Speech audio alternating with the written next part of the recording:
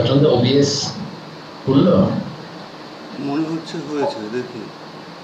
ওকে ওকে, আমি ইউটিউবটা চালিয়ে দেখি তাহলে।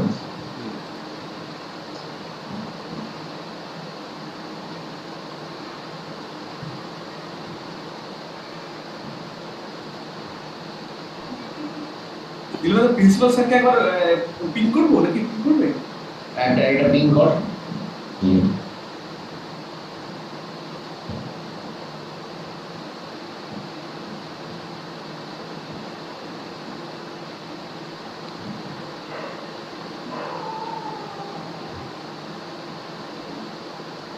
হ্যালো, অচন্দ্র ইউটিউব লাইভ চলছে। একদম নো প্রবলেম, ফ্যান্টাস্টিক চলছে।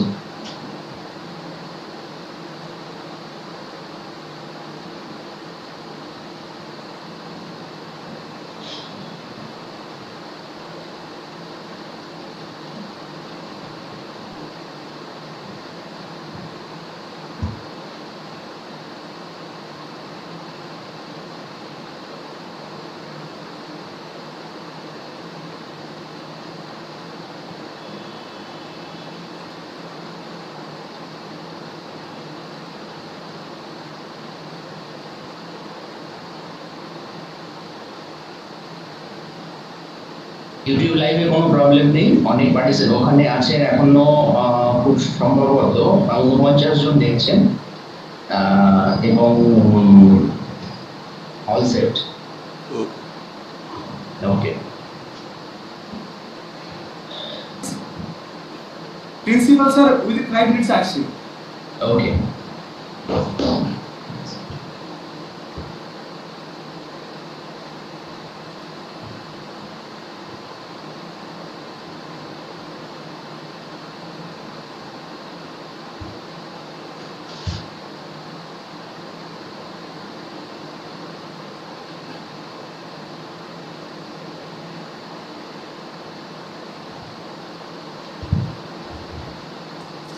সন্তু সুরজিৎ আসেনি এখনো? না, কি করছি কে জানে, ফোন করলাম আবার দিয়ে তো এখন তো ঢুকিনি।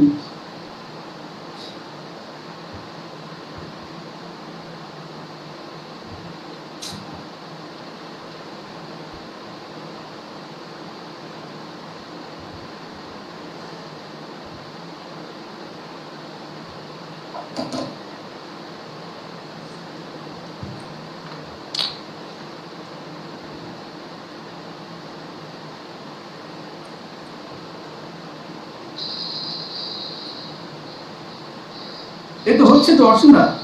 ভালো ভালো ভালো। ইউটিউবে কোনো প্রবলেম নেই, ইউটিউবে ফাইন ভাবে চলছে, কোনো অসুবিধা নেই। ঠিক আছে সন্তু, সন্তু তুই আমাকে কল কর, মিউট করে আমাকে কল কর একবার।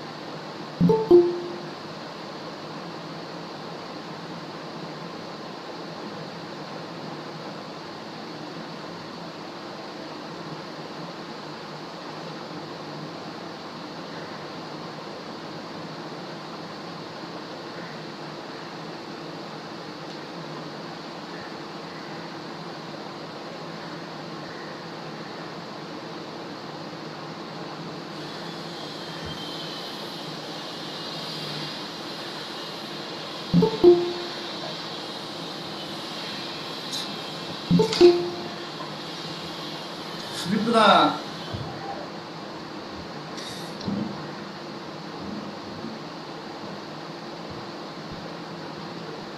দিয়ে তাহলে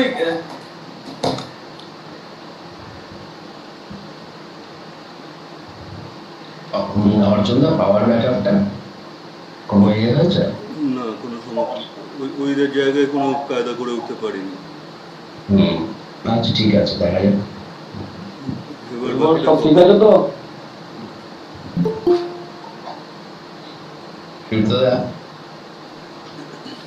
আচ্ছা ভাই, অর্চন ভালো আছো? হ্যাঁ দাদা ভালো আছি, তুমি ভালো আছো তো? চলছে। সাবধানে ওকে, থেকো দাদা, অবস্থা খুব খারাপ চারদিকে। দিব্যেন্দু ভট্টাচার্য স্যার জয়েন হলো। ওকে। আচ্ছা আমি অফ হয়ে যাচ্ছি, হ্যাঁ মিউট হয়ে যাচ্ছি।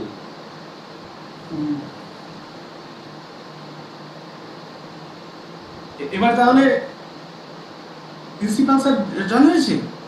না এখনো অর্চন পর্যন্ত এখনো পর্যন্ত না। জয়েন হয়নি এখন, জয়েন হয়নি। তো আমাদের গুগল মিটে পার্টিসিপেন্টস আমরা এখন অনেক নিতে পারবো। আমি সেইভাবে ওটাকে সার্কুলেট করিনি, আমি জাস্ট কয়েকজনকে দিয়েছি, তাহলে সার্কুলেট করে দিচ্ছি ওটা।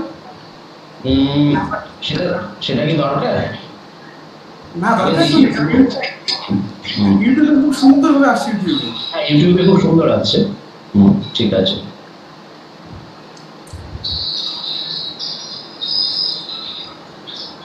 এই যথেষ্ট মানে রেসপন্সও আসছে খুব সুন্দর।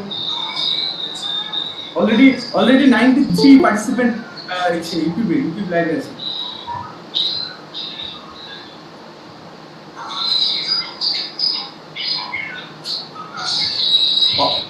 অর্চন দা বলো ভাই।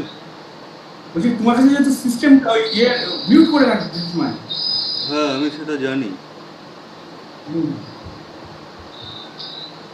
আমাকে নিজেকে মিউট করতে হবে।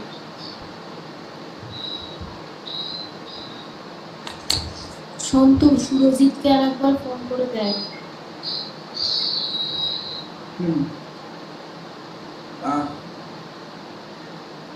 প্রিন্সিপাল স্যার জয়েন করলে শুরু করবো তাহলে। প্রিন্সিপাল স্যার যদি জয়েন করবো। ঠিক আছে, আমি একবার কথা বলছি। হ্যাঁ, হ্যালো।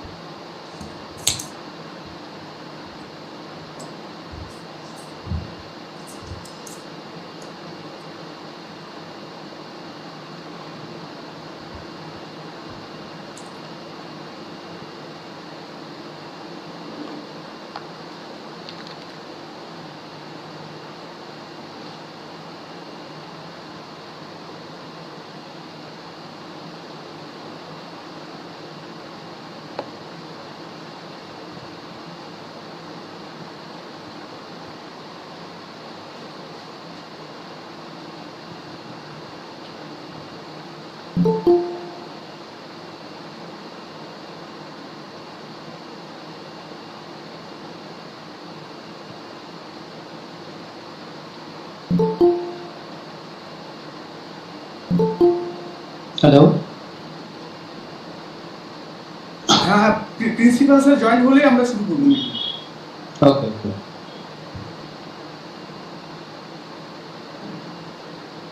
প্রিন্সিপাল স্যার জয়েন করছেন উইদিন 2 মিনিটস। ওকে, দেন স্টার্ট। আচ্ছা সন্তু, ইউটিউবে ঠিকঠাক চলছে?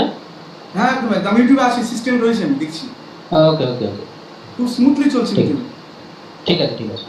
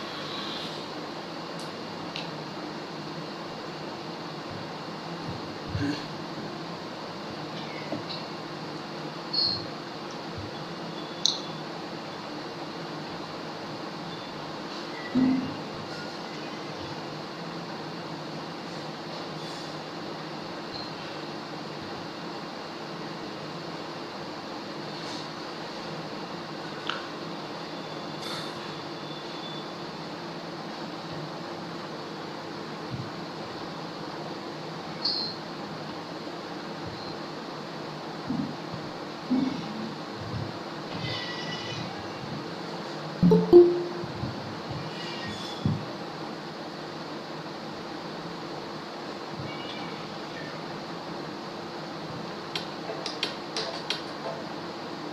শুনতে। হ্যাঁ অর্জুন দা, বলছি এখন তো মাল্টিপল উইন্ডোজ রয়েছে স্ক্রিনে, ওই যখন আমি বলবো বা প্রিন্সিপাল স্যার বলবো বা তুমি বলবো তখন ওই সেটাকে সিঙ্গেল উইন্ডোজ করে দিও, মানে তুমি সিস্টেম তো রয়েছে।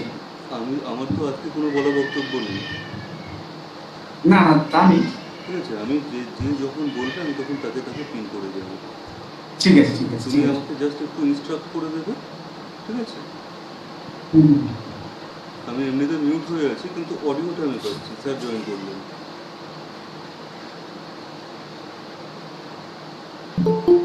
আমি অবস্থা একটু পিন করে নিই। তুমি স্টার্ট করো, প্রথমে তোমাকে পিন করবো, তারপর স্যারকে।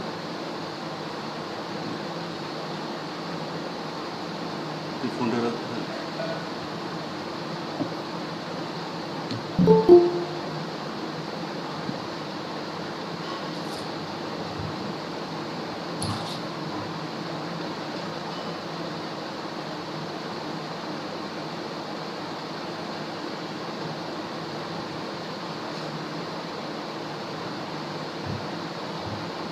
স্যার জয়েন করলেন বোধহয়। Hello, yes, principal sir has joined. Sir, please keep your video on.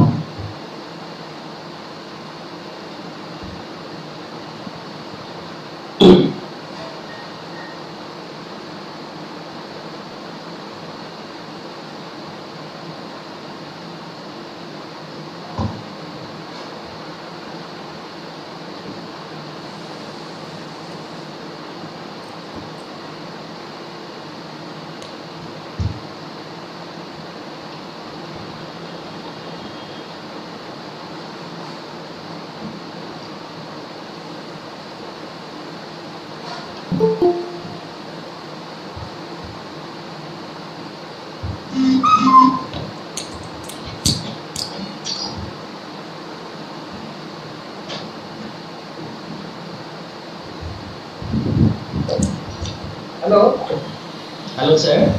শুনতে পাচ্ছ? হ্যাঁ, শুনতে পাচ্ছি। পরিষ্কার শুনতে পাচ্ছি। ঠিক আছে। একটু যদি ক্যামেরাটা নিচে নামিয়ে নেওয়া হতো তাহলে বোধহয় আরেকটু ভালোভাবে। হ্যাঁ, লেন্সটা, হ্যাঁ, very good, very good. Can we start? Yeah.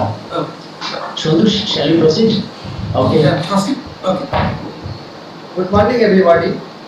Honorable distinguished guest, Professor Dippendu Bhattacharya, Head of the Department of Education, Kolkata University, Professor Isai Pora Aludar, Department of Education, Dibrugarh University, Professor Sanat Kumar Ghosh, Netaji Subhash Open University, Professor Porimal Sarkar, Netaji Subhash Open University, Professor Muktipadosh Sarkar Kaisina,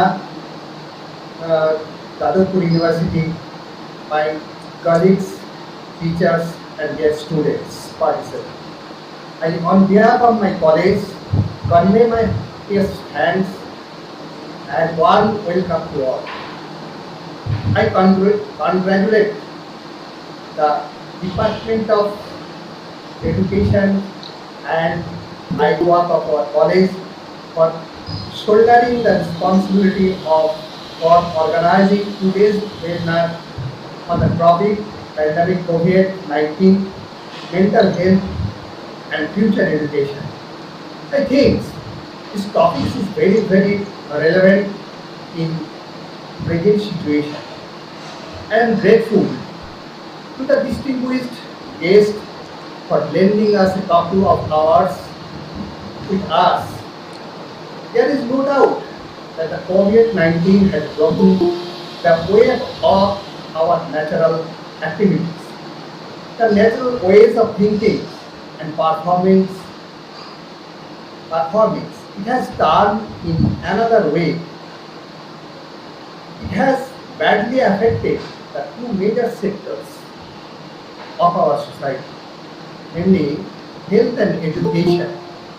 It There is no doubt that the world is facing the biggest public health risks, which is leading to one of the largest and the quickest reorganization of the world order. By the end of March 2020, we know the epidemic had spread over 185 countries and resulted in that the closure of over 90% educational institutions. The COVID-19 has a great effect in major sectors. I have already mentioned the health sector and the education sector. In health sector, as the coronavirus pandemic rapidly sweeps across the world, it is inducing a considerable degree of fear, worry in the mind of the population at a large and certain group in particular. In public mental health terms, the main psychological impact to date is elevate the rates and stress or anxiety. The terminology which is frequently used nowadays, the quarantine, lockdown, sanitization, etc., has effect on people's usual activities, routines, or livelihoods, level of loneliness, depression, and as a result, self-harm or suicidal behavior are also expected to rise. WHO has worked with its partner to develop a set of new mental setup and psychological support in respect of COVID-19. Similarly, in education sector, the higher educational institutions are places where students live and study in close proximity to each other. They are also causing cultural hubs where students are brought together from nations around the world. Recently, the foundation of this unique ecosystem have been imported significantly by the rapid spread of coronavirus outbreak. Certain uncertainty regarding the implication for higher education. Educational institution closure impact not only on students but also to the society. In such a situation, it is important to look at the important and reflection on what has transferred and what is likely to be happening in near future as we move forward in the field of global education. To me, along a number of affected areas, I have identified the 5 major areas which has badly affected our higher educational systems. They are student passiveness in online learning, teachers' unpreparedness in online education, changing format of students, enrollment opportunity, lack of digital learning, lack of community. I hope our distinguished speaker will elaborately discuss the area by which our participants will be immensely benefited and enlightened with their knowledgeable deliveries. They will guide us the do's and don'ts in this part. I hope the webinar will touch our heart and will return with a wave of good memories. I wish the webinar a great success. With this, I conclude my words. Thank you very much. Thank you, sir, Principal sir, for your valuable speech, through which you have rightly set the tune of this webinar. Honorable Speaker, Principal Shekhar,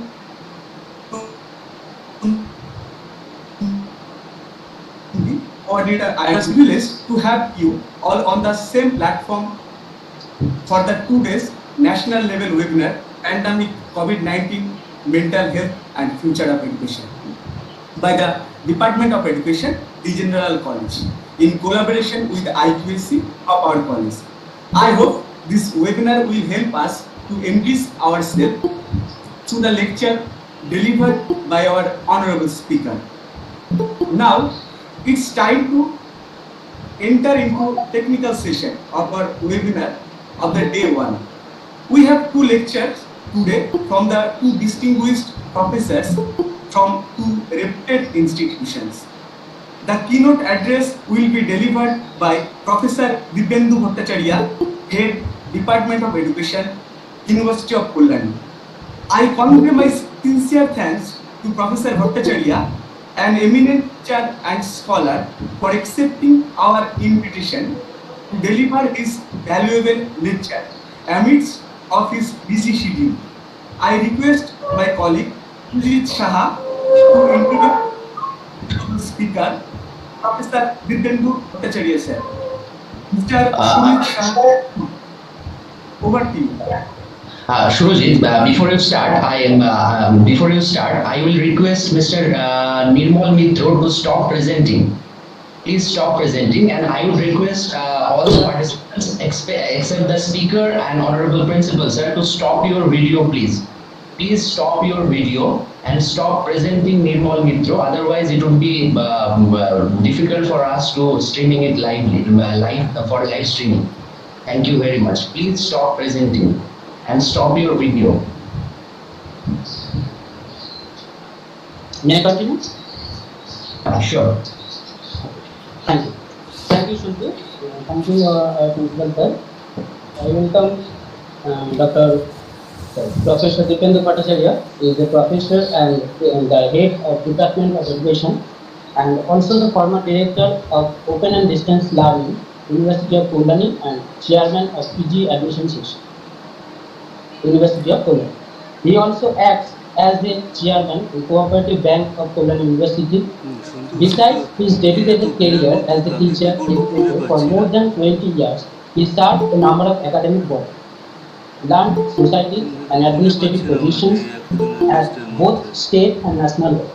He is an expert of various fields of education and psychology, with special reference to philosophical and psychosocial behavioral analysis and teacher education in general. Professor Bhattacharya acts as the member of Board of Studies in different universities and institutions like Kazi Nazrul University, Netaji Subhash Bose University, Panchanan Burma University, St. Xavier's College, etc. He is also a member of Research Advisory Board of Rabindra Bharati University. He has authored more than 30 books in reported national and international publications. Professor Bhattacharya also published and presented more than 17 research papers in leading journals, national and international level.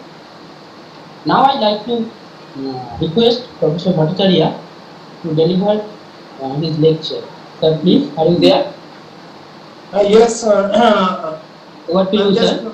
I'm just uploading my Share your screen, sir, please.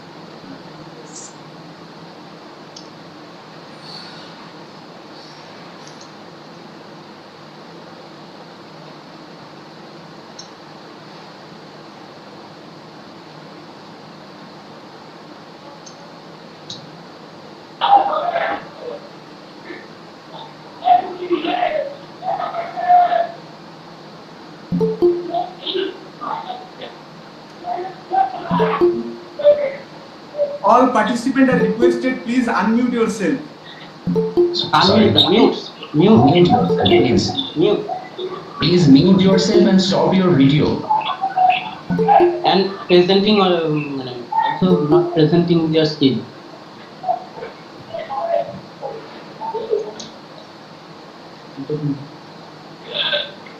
Mr. Shondip Bishyash, please mute yourself.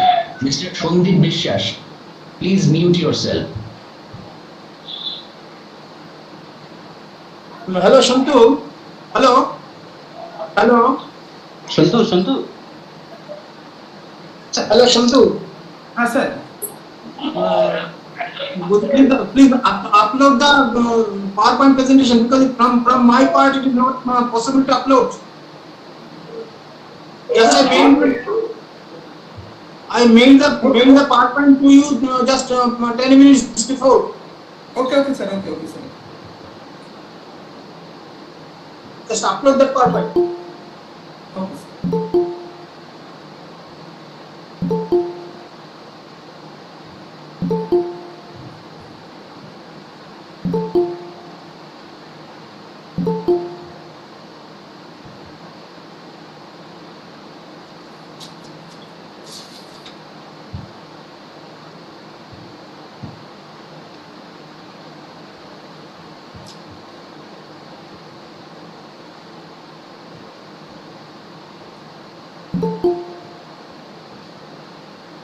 Mr. Tamim Sheikh, please turn off your camera. Please turn off your camera. Kindly.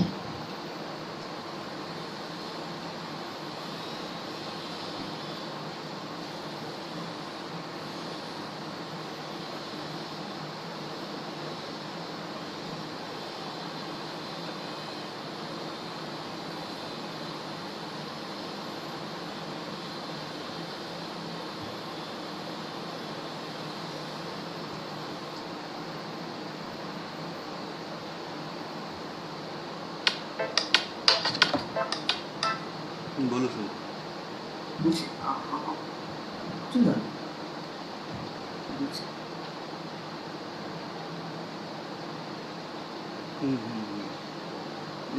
উনি present করেছেন। Hello. উনি present করেছেন। ঠিক আছে। Hello sir, your PPT is visible now. Oh yes. Okay. Then I start. Okay. Yes sir. Okay, then tell Shantu that it is already uploaded. Okay, Shontu, there is no need for uploading from your side. Okay, sir. Oh, Thank you and good morning, everybody. It's my pleasure to announce that we are now going to enter the webinar, which is very much relevant in today's perspective. And I feel deep pleasure to convey my thanks to Professor Sheikh Shahjahan Ali, Principal, Dwijendralal College, who is the inaugurator of the program also. I am also convey my thanks to the Chief Patron, Mr. Ashim Shaha, President, Governing Body, Dwijendralal College, and I also appreciating the role of the IQAC Coordinator, Dr. Archon Nandi, Convener, Mr. Shontu Bishyash, Joint Convener, Mr. Surajit Shah, and also the program coordinator of this program,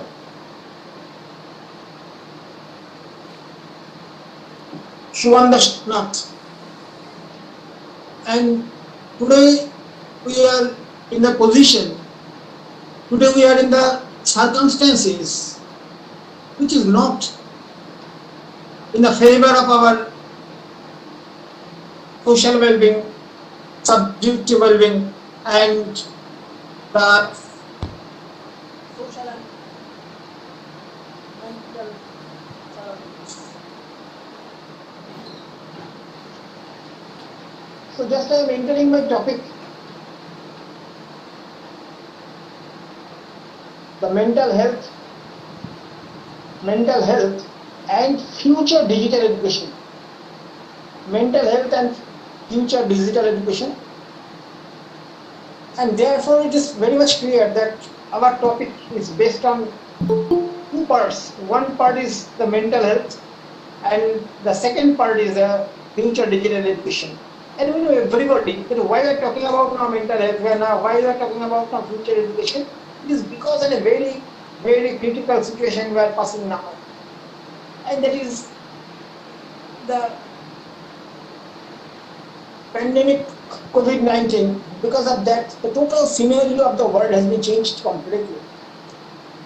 The usual way of life has been changed, and therefore it affects, rightly said by Sheikh Shahjahan Ali, that our mental part and the educational part has been suffered a lot on the basis of COVID-19. So, what do I mean by mental health? That is very important. To me,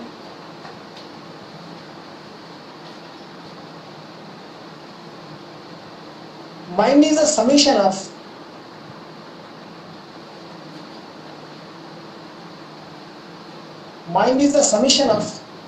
the conscious and the well-being of our mental health. So one is the conscious part and another is the unconscious part of the human being. So summation of which we may define as a mind. And you know that to explain our well-being, the state of mind is very important, and that state of mind can be defined in terms of mental health. And that health is a state of complete physical, mental and social well-being, and not merely the absence of disease or infirmity. So mental health is not only related to the mind, but it is related to our physical status, it is related to our social condition, it is related to the others' conditions also. So combining all, we can define the mind. And to define mental health, according to World Health Organization, is a state of complete physical, mental and social well-being, and not merely the absence of disease, infirmity, or what I told just previously. And therefore, to have a very good physical condition, to have a very good mental condition, to have a very good social condition, it is very much important to have a very good mental condition to do the different academic and the social environment, right? So the basic functions of mind is three. One is the manifestation, and the second is the activity, and third is the retardation. So if you see in our philosophical perspective, you see that mind is the summation of different attributes, and that attributes in qualities, average qualities, bad qualities, like that. And in philosophical terms, we call that the Sattva qualities,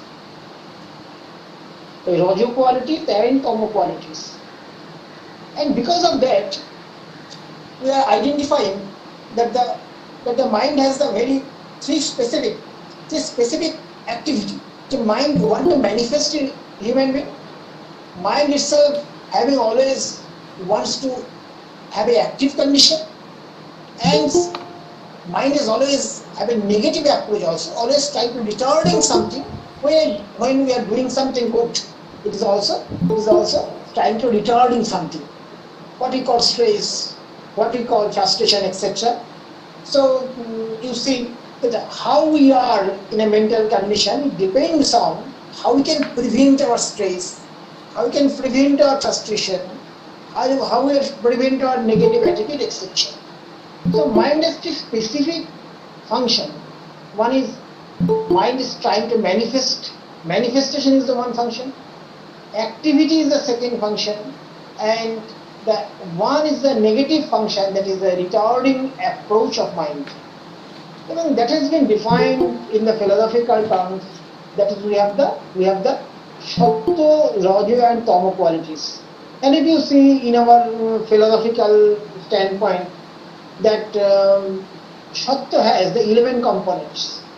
Satya has 11 components. That is, one is mind, and second is 5 working organs, and third is 5 sense organs. So try to understand mind itself having one unconscious part of human being. But when that unconscious part of human being is related to 5 sense organs and 5 working organs, amalgamated with working organs and sense organs, that is how it functions. And if we have trying to make our mind good health, so what we have to do? We have to manifest ourselves, and that manifestation is possible in terms of activity. That manifestation is possible on the basis of applying our senses. That manifestation is possible by the thinking procedure. That manifestation is possible on the basis of our good works. That manifestation is possible on the basis of our different kinds of activities. So because of these, for making our health good, for making our mental health in a very good condition, we have to work, we have to think, and we have to manifest ourselves. And therefore, if you see in case of Swami Vivekananda told that education is nothing but the manifestation of perfection already in man. So yes, we think that man is potential, but what is our work? In our work of education is to manifest those potentialities, and it requires a good mind, it requires a good mental health, and because of that, structure of mind, intellect of mind, functions of mind, that is very important to cooperate with our daily way of life. And therefore, the basic functions of mind, and if the basic functions are good, then mental health is good. If the basic functions is poor, mental health is poor. So to make our mental health good, what we have to do? So we have to work very efficiently. What we say in case of Eightfold Path in Buddha, to think rightly, that is very important. To do rightly. So in right thinking, right living, right livelihood, right speech, right effort. So these are the ways to make our mind in a good condition.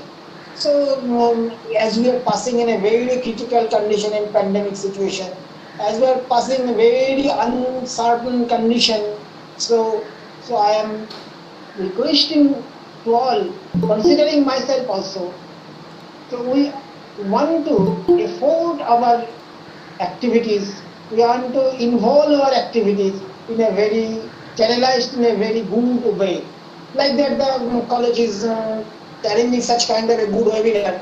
So this is one kind of activity when we all the participants, research persons, other research persons are joined here to collaborate ourselves, to practicing ourselves, to contemplate ourselves over a topic. So that is how we can have a very good condition in our mind. So try to understand, for making our mind in a very right direction, we have to concentrate our activities in a right direction, and therefore to define education, we always trying to understand, we have to manifest ourselves. And if you see, unless our mind is amalgamated with activity, we cannot have places. Because you see, the mind is not only the unconscious part of the human being. It is also what is that? It is also the instrument of knowledge. It is also the instrument of activity. It is also the instrument of values. And therefore you see, Gandhi told that for having education we require 3 H. One is heart, one is hand, and one is head. Because head is the cognitive part, heart is the effective part, and hand is the one is cognitive, one is effective, and one is psychomotor, that is skill based part. And when all these are combined together, that is how education is possible. And mind is operating with the help of head, that is the cognitive aspect. Mind is operating with the help of heart, that is the effective aspect. Mind is operating with the skill-based programs, that is on the basis of the psychomotor domain. So when all these domains are merged together, when all these domains are amalgamated, when all these domains are accumulated, so that is how our mind can function well. That is how we can have a very good mental health. So try to understand all that for having a good mental health, it requires to combine our heart, it combines our head, and combine our hand, heart, head, and hand to combine together, so that we have had a very good form of mental health. So that is why I am talking about that the basic functions of mind. Manifest yourself, always keeping yourself in the touch of activity, and always try to remove the retarding forces. Retarding forces. So that is how we can have the basic functions. So components of mental health is, one is mind, second is working organs, and third is sense organs. So always not like that we are always thinking that mind will be good, mind, not like that.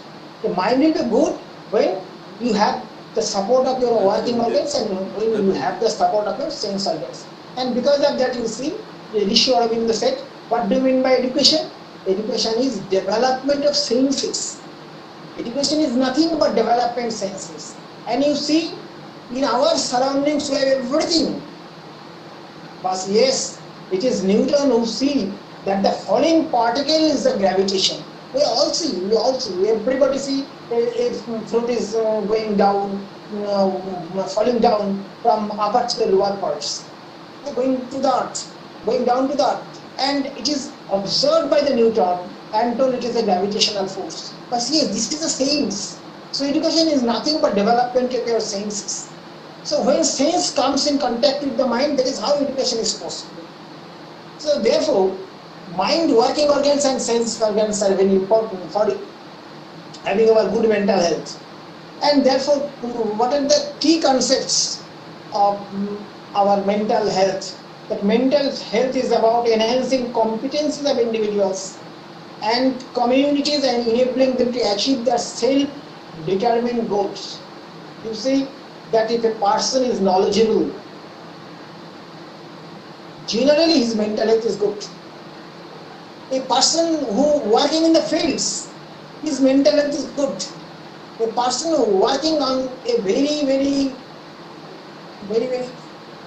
particular, in a particular area, engaged himself or herself, whatever the work or job, his mental health is good. And therefore, what we are trying to say, that mental health requires development of competencies. Whether you have the good social competency, when you have the very good individual competencies. So whether you are competent or you are not competent, if you have the competency, you have the chance of good mental health. So mental health is about enhancing competencies of individuals and communities and enabling them to achieve their well-determined goals. And similarly, mental health should be a concern for all of us, rather than only to those who suffer from a mental disorder. That is not the absence of the disease. Mental health is something more than that. And therefore, we are highlighting three main points. As the perspective of mental health, that is a knowledge base of mental health, that is a behavioral base of mental health, and number three is the aesthetic base of mental health. And you see, the knowledge is power. If you don't have knowledge, you don't have good mental health. Suppose you see in case of pandemic situation, the whole world is searching how the vaccine has been discovered. How it is possible to discover vaccine? Only those persons who have the knowledge, able to fight. So in a pandemic situation, or before a pandemic situation, whether if we want to fight against any situation, we have the knowledge about that particular subject. And you see, when the pandemic situation starts, the whole world were searching when the vaccine will be discovered by the Oxford University. After Oxford University, we see, with the conception of Oxford University, the whole world, on the basis of Oxford University's prescription, they are searching the COVID vaccine. So that is how the knowledge is very much important against whatever the situation. So for making our mental health good, so what we are suggesting first, that is the knowledge base of mental health. That is the cognitive part of the mental health. If we have the cognitive, we have the well cognitive structure, we have the well situation to fight against COVID and whatever the pandemic situation it may be. So knowledge is very much important. And if you see, in our Indian perspective, we are always searching for knowledge. So knowledge is very much important. And you see, in our country, you see, we have very much tension about pandemic, but very much anxiety about COVID-19, because we have the lacking of knowledge against the science and technology. In our whole country, we are lacking. If you see our doctors, they are very good, but they don't have the research. Our scientists, they are very good scientists, but they are the lacking of science research. And in the similar fashion, we are the educationists, we are the lacking of the constructive knowledge in our field. And therefore, that lacking of knowledge, because that lacking of knowledge, we are lagging behind. That is the lacking of knowledge, we are not able to face the challenge. So we have to realize the knowledge base of education is very much important for whatever the situation. If we want to have the favorable situation, it is very important. If we have the situation against the pandemic, to cope with the situation, it is also important the knowledge base of our education system. Because knowledge base, without knowledge base, we cannot have a good mental health. If you see, we have always in form of anxiety, we are always in the form of tension, we are always in the form of stress, because that life skill education, that different forms of knowledge, we don't have that kinds of knowledge through which you can face the challenge of life, we can face the challenge of society, we can face the challenge of our regular way of life. And because of that, we are facing different forms of anxiety, different forms of stress in our daily life. And therefore, knowledge base is very much important for mental health. And similarly, behavioral base of mental health. So we are suggesting a three perspective is very important. Three bases are very important. Three foundations are very important for mental health. So knowledge is the first point. If you have knowledge, you don't have the fear. If you have knowledge, you don't have the anxiety. If you have knowledge, you don't have any panic. If you have knowledge, you can face the challenge. So knowledge is very much important for mental health. And second, behavioral base. Suppose we should have the positive attitude towards anything. And we say the students who have the negative attitude towards institution, who have the negative attitude towards teachers, who have negative attitude towards society, that students have the less chance for academic achievement. If our attitude is positive, it is the better chance, it is the better possibility, it is the better way of making the students in a good academic situation, in good academic position. So behavioral base is very much important. What is my interest? What is my attitude? What is my motivation? What is my other personality patterns? So that can help. That can help our mental health growth. Suppose what is my reaction? What is my reaction in a particular case? It depends on my behavioral pattern. It depends on my behavioral structure. So behavioral base of mental health is also very much important when you're talking about mental health. So knowledge is the first point for good mental health. Second, my behavior is the second most important point for good mental health, and third is my values and ethics, my aesthetics. That is also very much important for good mental health. Then you see that in case of Shantiniketan, in case of Vishwabharati, Webiner applying the concept of aesthetic education for nurturing good practices of education. And when you see the person who have in different forms of aesthetic education, who are well versed in different performing arts, what the knowledge or skill towards painting, towards drama, towards different performing arts, that person have always a very good mental health besides the knowledge and behavior. So try to understand good mental health is not possible without having any effort. It is not a spontaneous process. Good mental health is not a spontaneous process. I am sitting in my chair, I am sitting in my bed, and I have or we have the good mental, not like that. But we have to practicing ourselves in terms of knowledge. We are practicing ourselves in the forms of behavior. We are practicing ourselves in the forms of ethics and aesthetics. So if you see a painter, if you see the person who is sitting there, he or she always have a good mental position. Suppose when we are singing Tagore song, and you see we have a very good mental position, we have very good thinking strategy, we have very good mental sequence. So aesthetic education also very much important for making yourself good, making your mental health good, because a person is having very good mental health when the person is having good knowledge, his behavior pattern is very good, and also he is devoted towards ethics and aesthetics. And summation of all, we have had our mental health in a very good condition. So first we are trying to give a focus on what do I mean by the knowledge base of mental health. The knowledge base of mental health is basically stands for enlightenment of our inner structure of human mind. Suppose you see in our society, we are not giving aesthetic education. It is a very good status. Suppose if you see, I am degree in drama, I am masters in music, I am masters in painting, and you see what that is not a good degree, because that is very more important. MA in Bengali, MA in history, MA in physics, etc. But try to understand your inner potentiality, your inner structure is going to be good.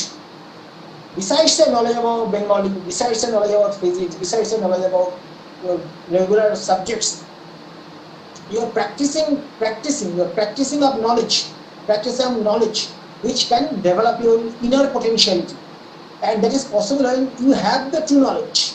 When you have the true knowledge blended with the ethics and aesthetics, then your knowledge can enlighten yourself. And you see the policy of Rishi Aurobindo, who told very clearly the function of education is to develop our artistic faculty, inner artistic faculty of human mind and human body, development of inner senses, enlightenment of inner senses. Otherwise, that education will not be fruitful. So, enlightenment of inner structure of human mind, because knowledge provides information. Information provides wisdom, and wisdom provides enlightenment.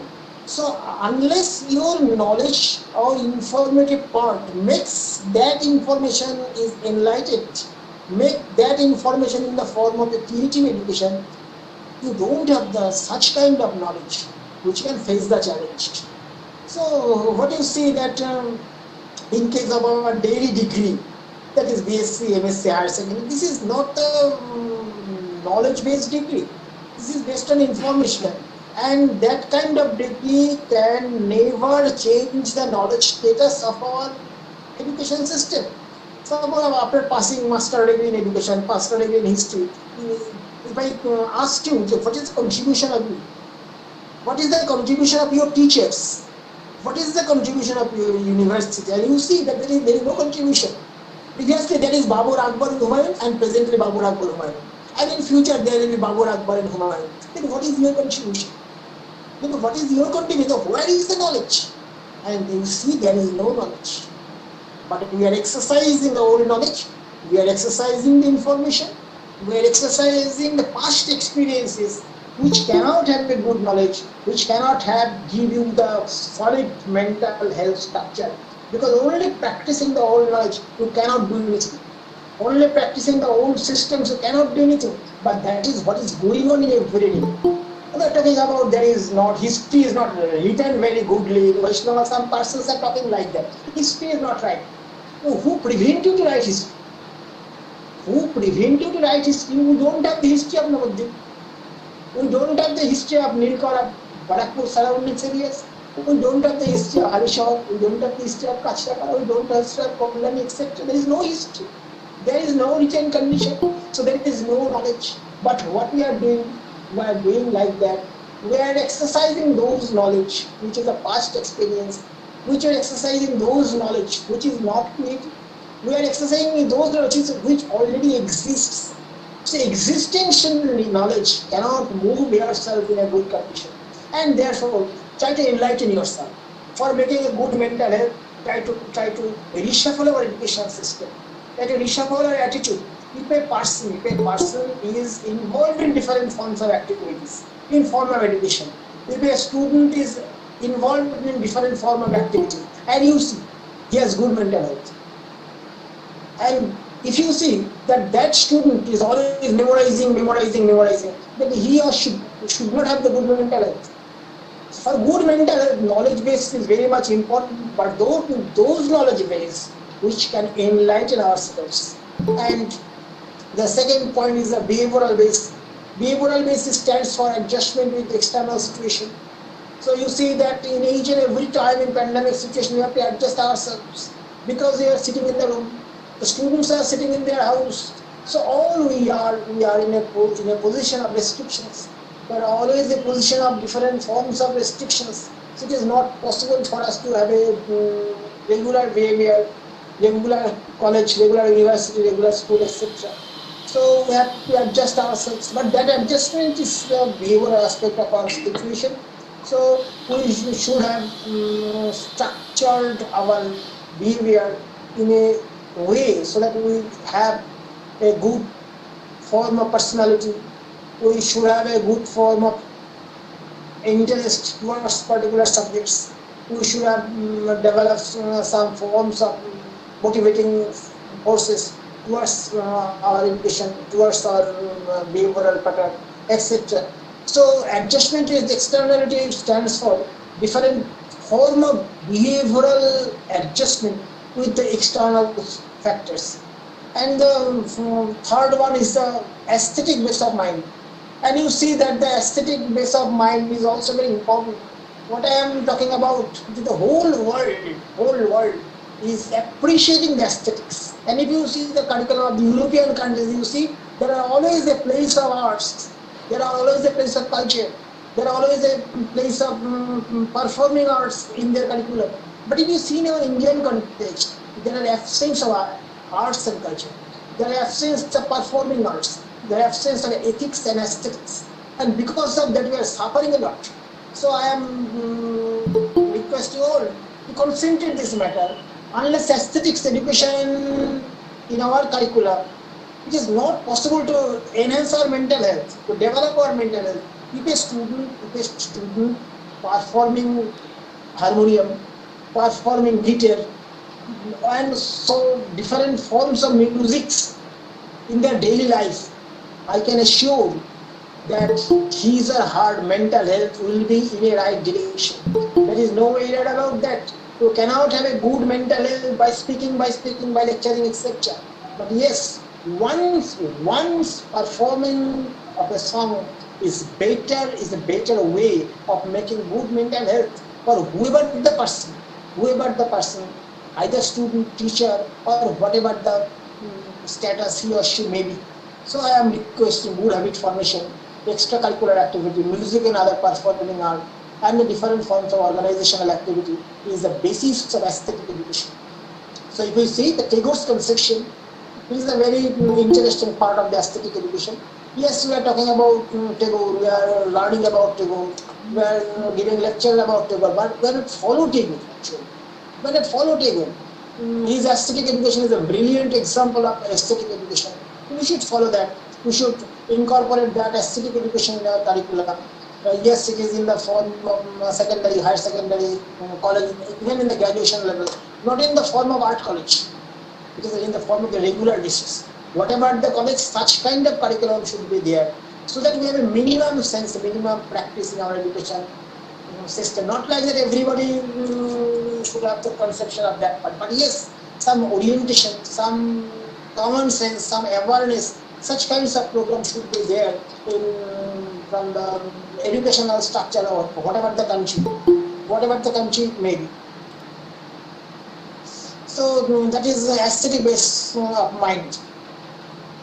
So on the basis of that, on the basis of this aspect, that is the knowledge base of mind or mental health, that is the behavioral base of our mental health, and that is the aesthetic base of mental health. We are suggesting three mental processes.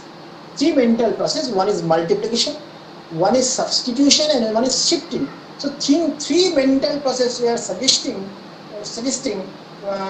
for a balance to our mind. One is multiplication, one is substitution, one is shifting. We are talking about the mind is a summation of three mental processes. One is the multiplication, second one is the substitution, and third one is the shifting. Then what do we mean by multiplication?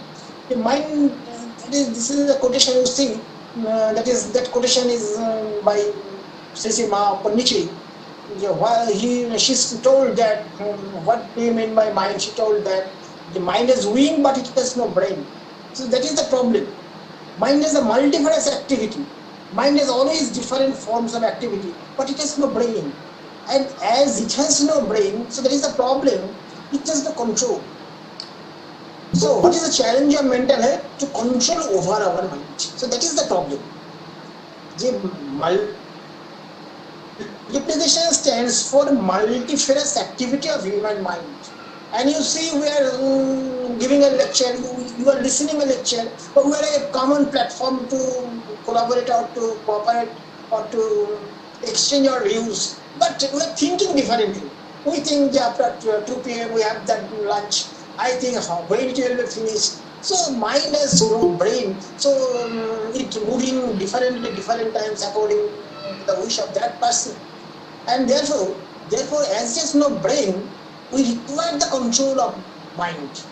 And because of that, Patanjali rightly said, the yoga stands for Chitta Vritti Nirodha. So we have the different functions of mind, and how to control the mind. That is called the mental health. We have to control that mind on the basis of our different activities, which I already told. So multiplication is the process of repeating any mental action. You see, one is the multifarious dimension. This is the one function. And another function, that is the multiplication, is the process of repeating any mental action. It is a good side, and also it is the bad side. Good side means that I am always repeating a sound. That is very good. I am always repeating a conception. That is very good. And similarly, sometimes the negative thought also may repeat. Negative conception may also repeat, that giving the frustration. So one is the common function of mind. It always tries to multiply the conception. So multiplication is the one process, and the second process is the substitution. And for making a balance of mental health, we have to substitute our conception. Suppose we are thinking a very critical thought, and after that we are substitute our conception, and we are doing something which is very light. So substitution is also another mechanism to control over our mind. So you see, we are not always, suppose we are taking a lecture for 1 hour, and after that we have a tea. We have a cup of tea. That is not possible in the pandemic situation. But yes, that is different forms of substitution we are doing in our regular work. So in case of mental process also, suppose we are thinking a particular way of activity, and after that we are doing or thinking another kind of activity. So substitution is the mental process when we have the choice to select. And you see, in case of pandemic situation, we have the different options. So we have to select what kind of activity we have to do. And it provides the behavioral base of mental hygiene, the mental health.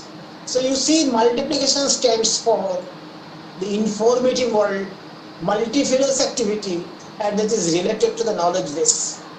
And the substitution, the mental process, which is related to the behavioral base of our mental action and mental health. And third one is the shifting. Shifting is not generally the usual. It is not usual. Suppose a person is very good in cricket, and you see in the leisure time he is using the guitar for his mental recreation. So each and every person, you see, for his or her regular way of life, besides his or her regular life, he or she can select any kind of activity, any kind of function which is other than that regular activity. And that is how we can shift our concentration. That is why we can shift our concentration to a particular situation to another particular situation. So you know that shifting is very much important for making our mental health good. So according to us, mind is the summation of three different activities based on multiplication, based on substitution, and based on shift. So you try to think whether you have the process of multiplication, whether you can able to substitute your thinking, whether you can shift your thinking. If it is not, then we have to practice in ourselves. Suppose we are always habituated to study every day, study, but we have some boring. We have a boring situation, so we have to shift ourselves from that situation to another situation.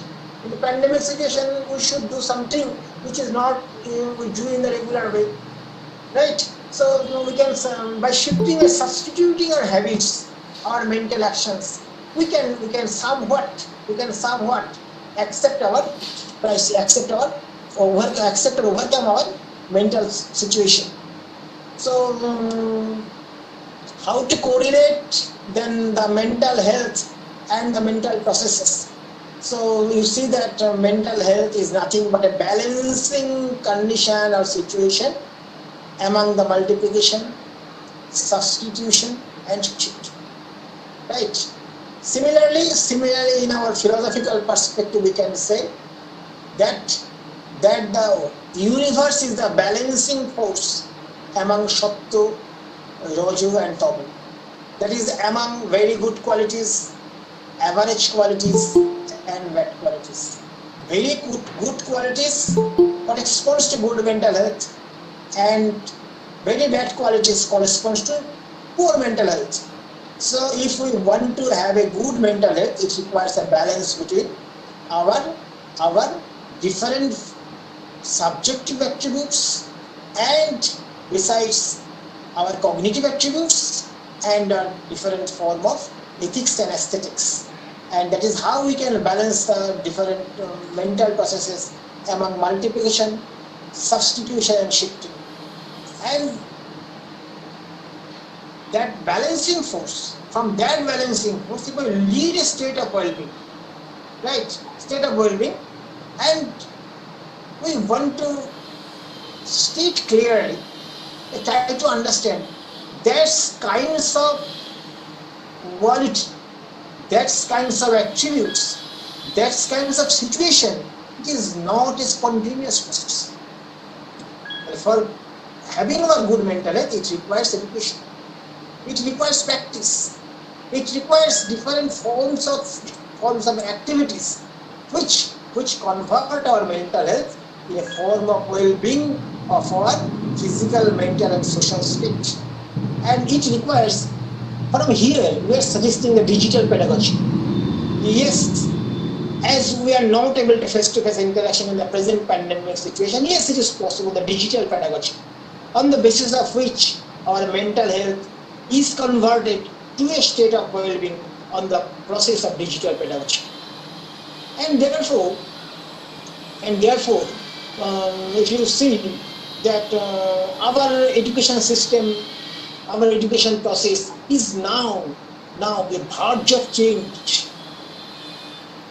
because it is a situation which compelled us to change that particular situation. And what we do not presently we are doing regularly. Suppose in case of face-to-face, we are very much habituated in face-to-face learning, but we are now giving students direction in the form of social media, in the form of internet, in the form of WhatsApp, in the media of Facebook, in the media of different digital media, etc. So what is happening now, the future education, where we see that it is a form of change. And what is happening now, we see that we are using now smart boards, we are using now different forms of online courses, online learning, different laptop, tablets, different social platforms we use now, which transform the way of education is being imparted in schools and colleges. Try to understand the way of education, the process of education that has been changed now on the basis of different form of social media, different form of internet procedure, different form of gaming technique. So that has been changed now on the basis of different forms of digital technology. So yes, on the basis of a new situation, pandemic situation, we are now in a changing position of our education system on the basis of our digital technology. So what is happening now? We are now going to understand that different forms of education system, we are now facing challenges because of our education system based on our social background, and it is not very easy to say that in all our education system will be in the form of digital platform. And you see that in our country, 60% people are in the agricultural sector. Only 10 to 12% persons who are in government and government aided sector. Only 8 to 10% maximum. Almost only 1.7 crores of people are in the government sector. So what will happen for others? So yes, digital, we don't have any alternative now in the digital platform, but yes, we should have some common platforms which is in the blended form, where you can use technology and besides we are using the common platform, because otherwise it is not very easy to have a good social, by using the social media. It is not possible always education for all with the digital platform. So yes, we are now in the form of a future platform which related to the smart classroom, smart blackboard, smart boards, different massive open and online courses. Yes, this is the reality. Presently, virtual platform is the reality, but yes, because besides that I am talking about some learning platforms, some procedures should be evolved so that common students, common people have the way of their learning. Because in our country we are not in always a situation of digital platform for all, right? So we should think that and that evolve a practice which is actually the mixing of the traditional platform and as well as the digital platform. And you see, in case of our future education form, presently using different social media. Different social media we are using, and you see that social media and integral part of the whole e-learning experience. Presently for e-learning we are using social media. It is a vital platform of these days to exchange information about important issues. Because you see in different forms of information we can have from the social media. Apart from being able to share information anywhere in any time on the basis of social media. So social media properties are also a great source of generating networking opportunities to build social activities and prospective employment on a cost-effective basis. Right. So social media, I consider that social media is a very important platform for future education. Social media is also a very important factor for future education. And you see that the interactive learning resources I am talking about, that is flipped classrooms or flipped teaching learning system. We can consider different mobile apps we are using now. There is a different mobile apps. Mobile apps, I consider that is a very important technology or an important instrument for having knowledge. And if you see in case of for catching chain, for purchasing tickets, we are always using different apps. So different mobile apps are now available for interactive teaching learning process. So what is flipped classroom? That is a blended classroom. That is very important for our third world. And second is mobile apps. And third one, the different interactive learning modules by using technology. So interactive learning resources is also possible. Interactive learning resources on the basis of these three items. And I am first explaining the flipped classroom. So you see that flipped classroom is very much important. Why? To define, a flipped classroom is an instructional strategy and a type of blending learning. Try to understand the concept blending learning. That is blended with the virtual as well as the traditional. Focused on the student's engagement and active learning, giving the instructor a better opportunity to deal with mixed learners, students' difficulties and differentiated learning preferences during in-class time. So presently, common classroom situation in future may be going to a vast change due to the situational demand, due to the technological demand, due to the demand of the present time. The classroom situation may be changed on the basis of general classroom pattern to flipped classroom, right? And then flipped classroom, what is the basis of flipped classroom? And it is based on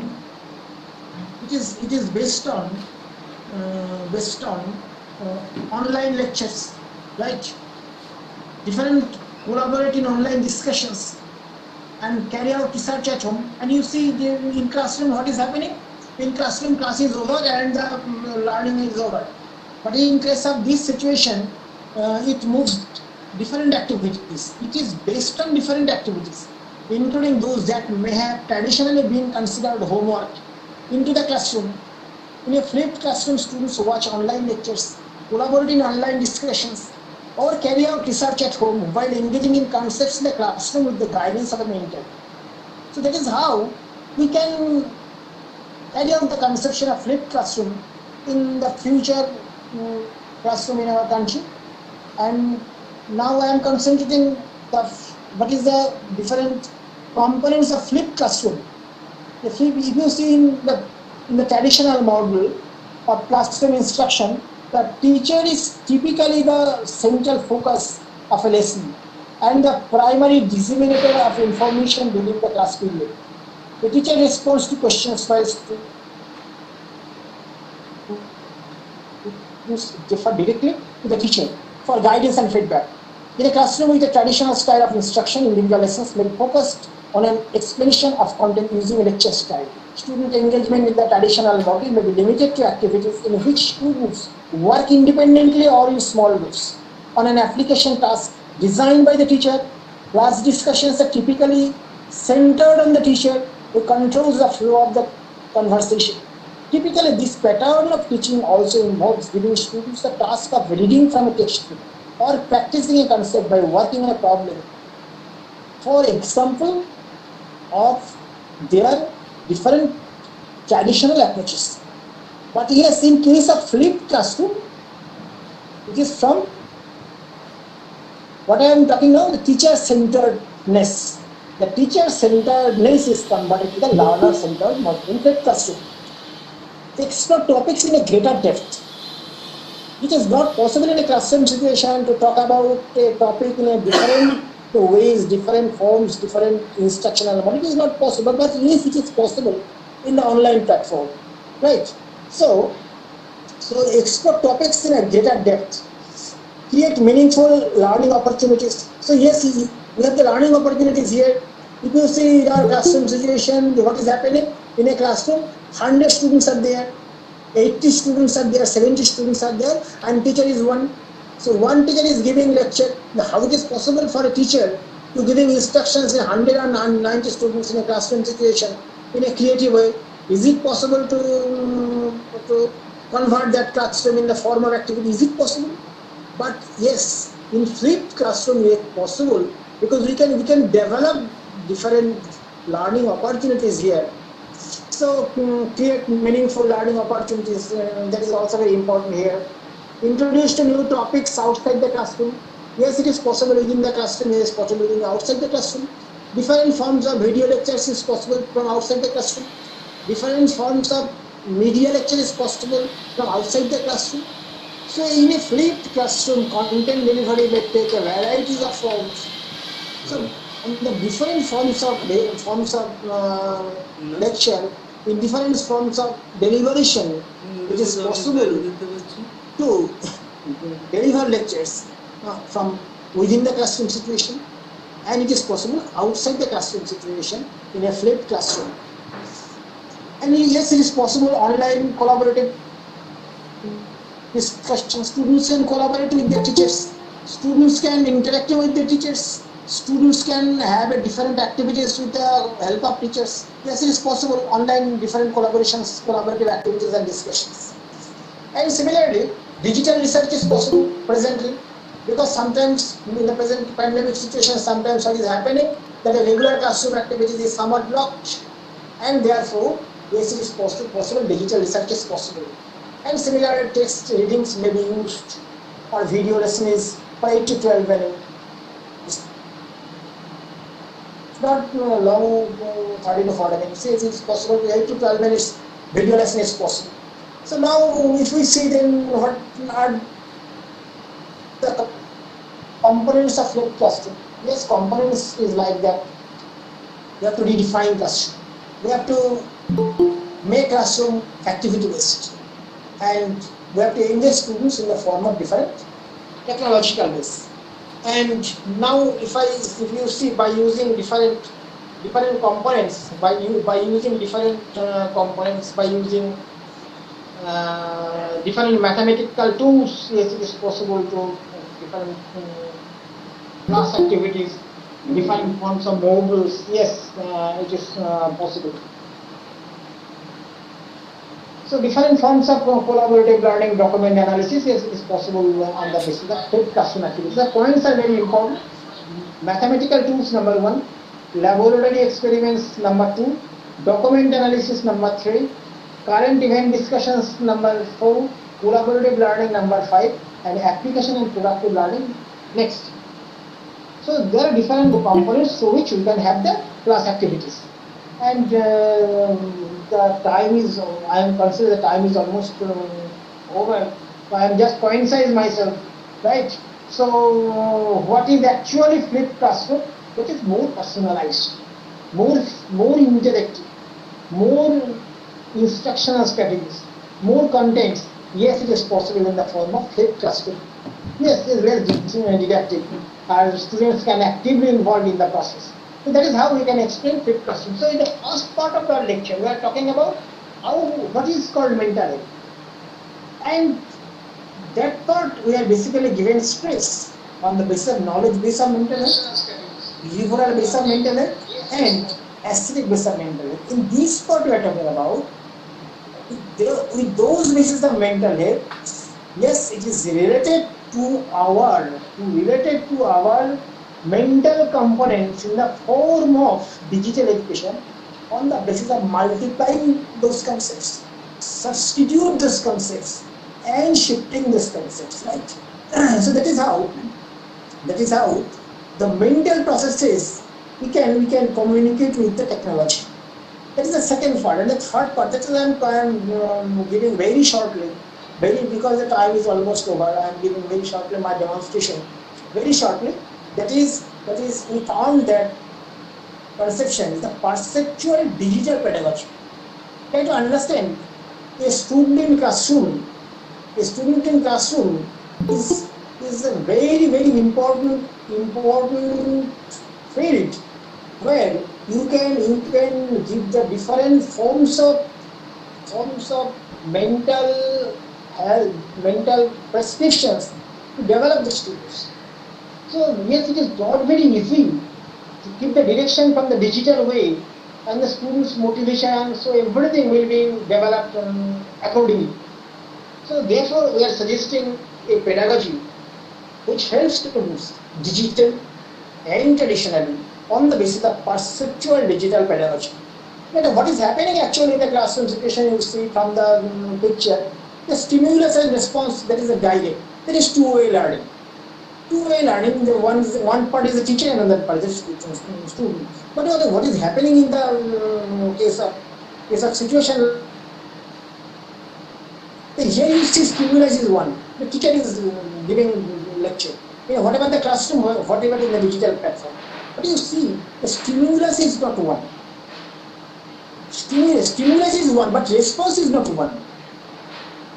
So here, you see the responses are differentiating responses. So we have the different forms of response here in case of perceptual digital pedagogy.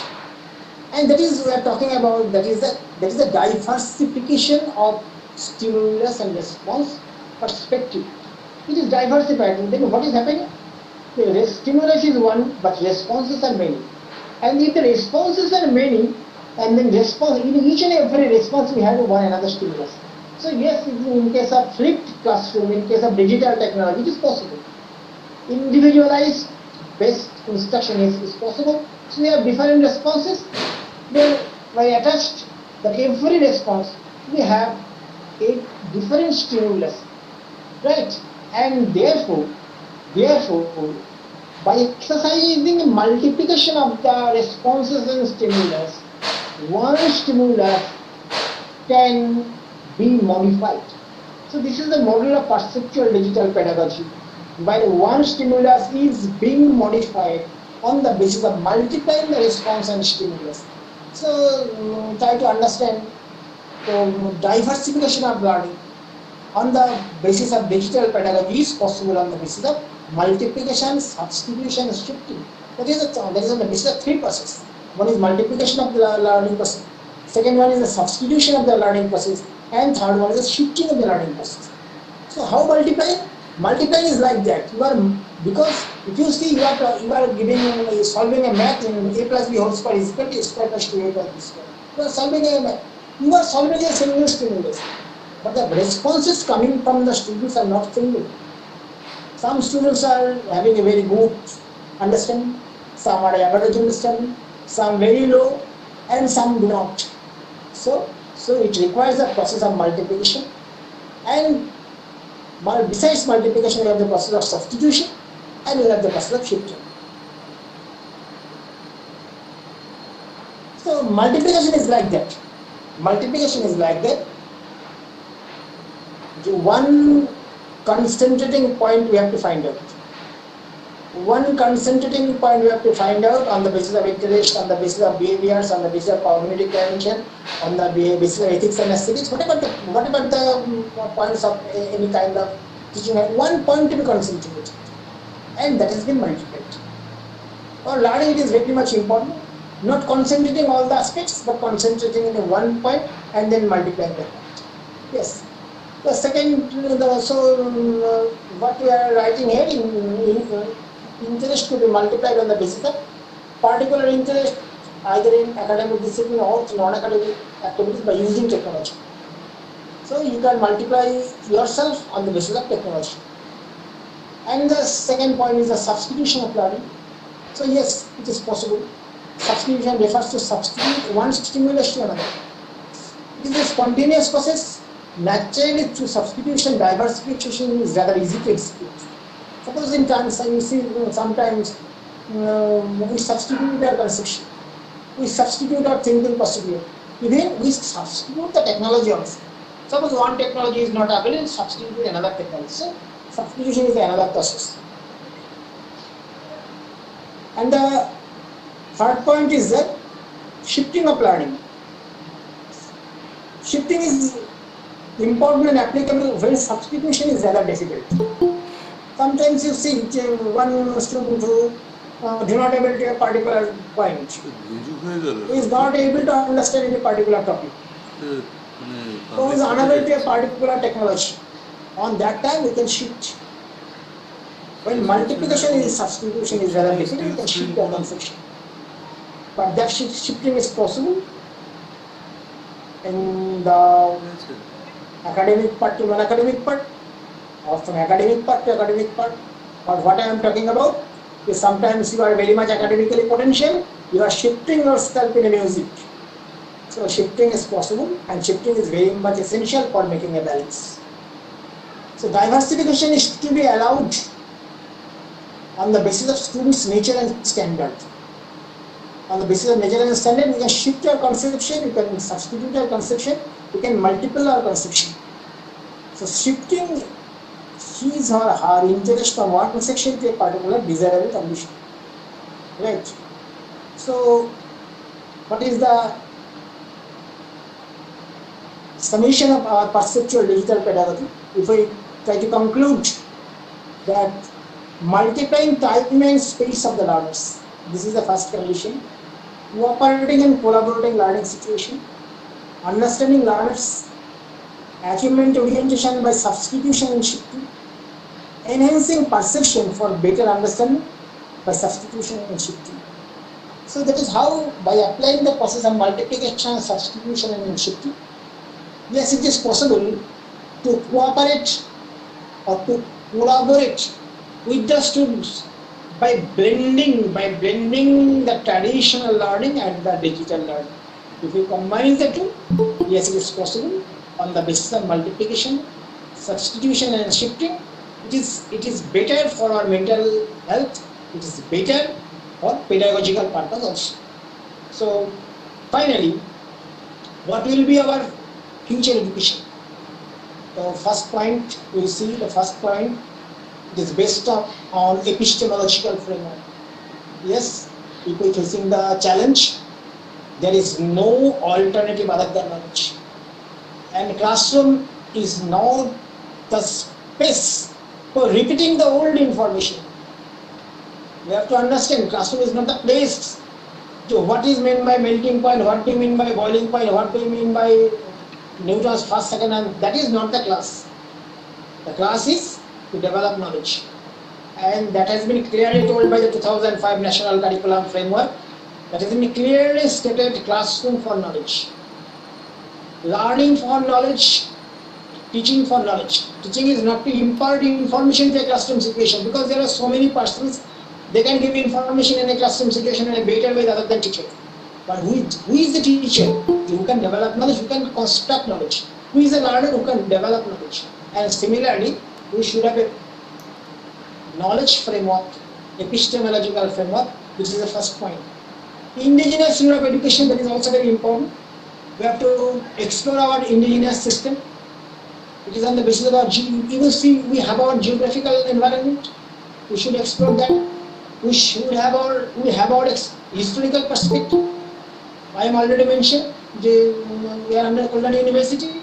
Yes, Navadip, Tashnapara, Kollani, Halishaw, so many places, Chabda, they have the historical importance. We don't concentrate those places for exploring their identity. So indigenous route of education to be explored.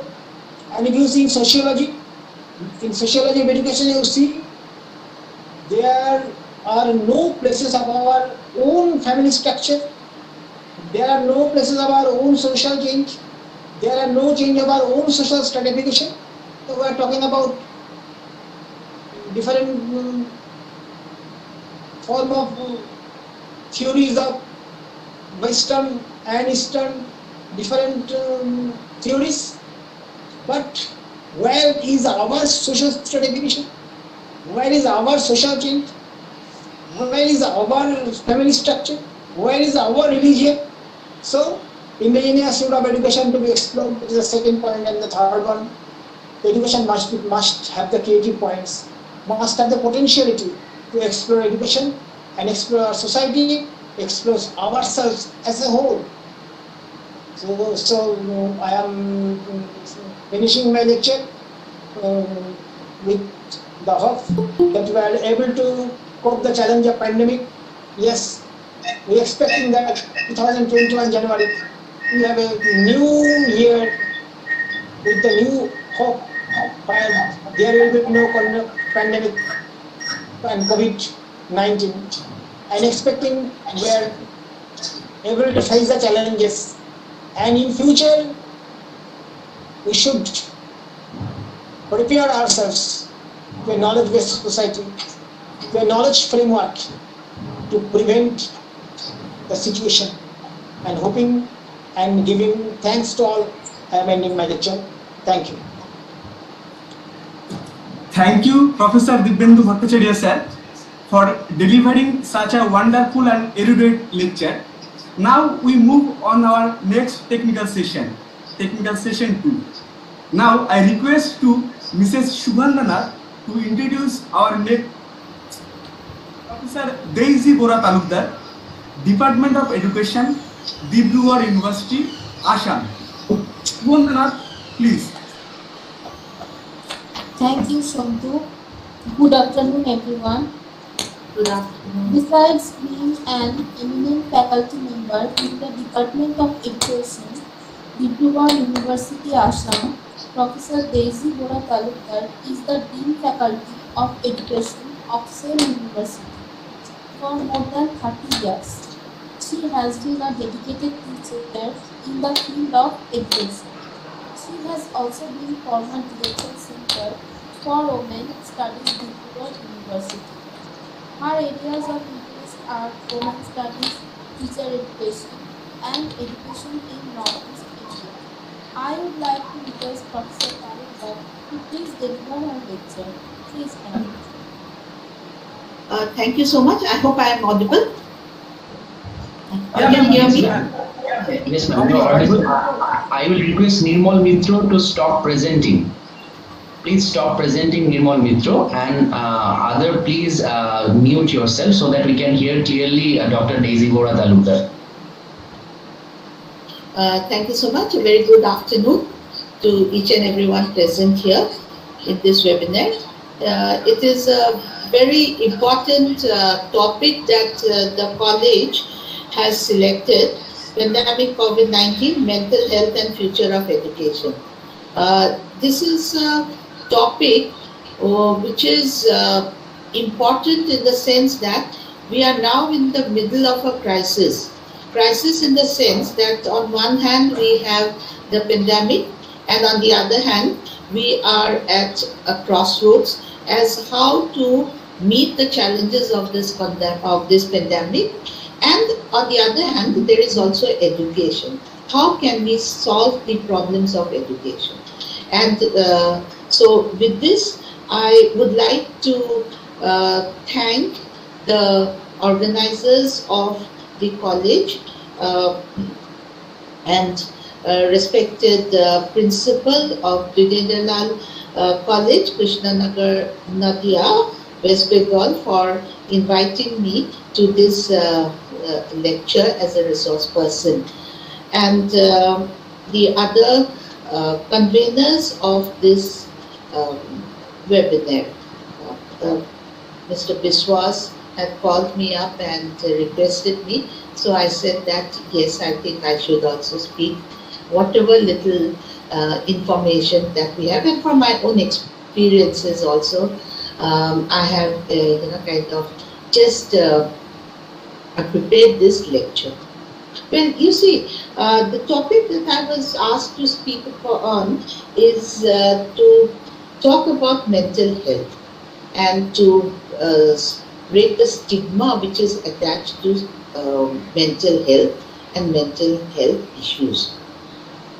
So the first thing I feel that when I was started writing this paper, and this I just wrote down a few points, is we must talk about mental health, and we need to talk to people about mental health, and also we need to talk to people, find out from them what kind of issues that they have, because one of the main problems relating to mental health is that we are not willing to speak about that issue.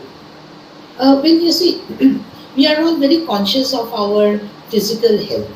We are very conscious in the sense because it is external. So we feel that we must look right, we must look healthy, we must look, we must not look sickly. So we take care of our bodies, so so that we feel that we are fit. But what about the mental side of it? And a physical body is as important as our mental health also. Or on the other hand, I would say, along with our physical health, it is important that we take good care of our mental health. When people are ill, say they have diabetes, they have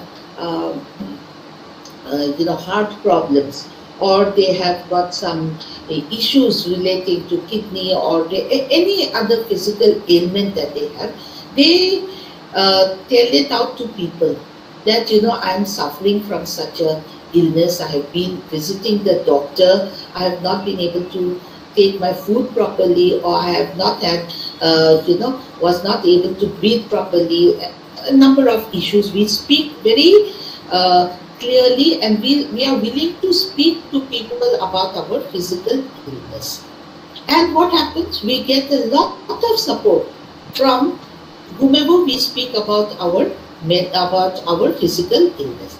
The moment we say that I'm suffering from diabetes, the moment we say that I have got cholesterol, people will come up with the idea that you must take less sugar, you must do your exercise, you must be clear about the diet that you take, and we are even willing to look up into the internet, talk to people, all kinds of things we do because we are so conscious about our physical health. But the moment we want to talk to somebody about our mental health, if we want to talk to somebody, then tell them, I'm suffering from a lot of depression. I'm having all kinds of hallucinations. I'm having all kinds of, I get angry very easily, or I get upset over things very easily. We are not willing to talk about them. Why? And we will not find any person also who will come to us and talk to us and tell us that it is nothing, this depression that you have, this kind of a feeling of breathlessness that you have, feeling of fidgetiness that you have, your sleeplessness that you have, they are not even going to come and tell you. It is a common factor. Why this is so? This is because it is related to our mental aspect. And the moment we talk about mental health, people relate it to madness, to some kind of crazy, and we always say, no, it's okay, it's okay. You go to a counselor, you go and see a psychiatrist, etc. But then, how many of us are willing to even take the step to go and meet a psychiatrist?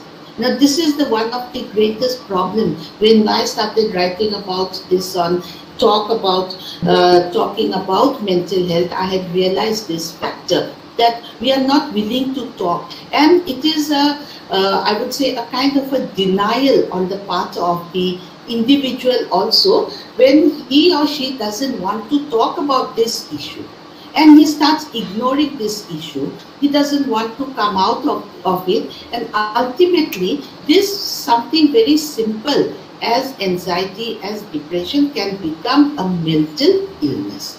So it is very important that how we relate to these problems.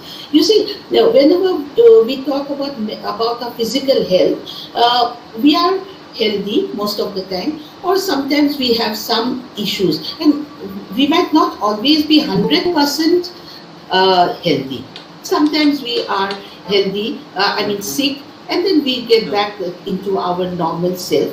But when it comes to this mental aspect, many of us are, it is also like a physical illness. Sometimes we may have some issues, mental issues, but this can be solved very well. And one thing, that like we have physical problems, or we have some physical illness, in the same way we also have, you may have some mental issues, but that doesn't mean that you are mad, or that you are a person who will require psychiatric treatment, or you will require some amount of medication, etc., or even institutionalization. It is not always that. And sometimes physical illness might be there, which can lead to lead to your mental issues also. And sometimes, in spite of mental issues, you might not have any problems at all. You might continue as a very, very normal person. So this whole idea of mental health requires more of talking to each other, talking to among your friends, talking to your parents, talking to your loved ones, and on their in return, these parents, your friends, your peers, your colleagues can also talk to you. You can go counsel them, and come back again and feel very happy about the whole state. So that is why we said that mental health, it's a multidimensional aspect. It is not something which is which is not something that it's only related to the cognitive aspect or the mental side, but it is also multidimensional in the sense that it is also related to our behavioral self and also our emotional well-being. Whenever we talk about mental health issues, we always talk about emotional health also. So it's about how people think about mental health, how people feel about mental health, how people behave about mental health. We use this term of mental health as presence and absence of mental disorder. But it might not always be that. Mental health should not associate it always with mental disorder. I will come to this later when I will relate to you mental health and mental illness. About all this thing. So it can. One thing about mental health, Professor Bhattacharya has given a detailed explanation about what is mental health and how it affects us, and he spoke about the behavioral, he spoke about the knowledge, the behavioral, and also the aesthetic aspect of it. I will not go into detail regarding those aspects, but I generally feel that this is mental, it's a state of well-being in which an individual, we realize our own capacities, and also we realize our own limitations. And the moment we understand our capacities and we also accept our limitations, we will always be able to maintain a very good adjusting personality we can have, or we can always maintain a balance between mental health and physical, and be a very well adjusted person. Even if we have a mental well-being, that's why mental health is always associated with wellness.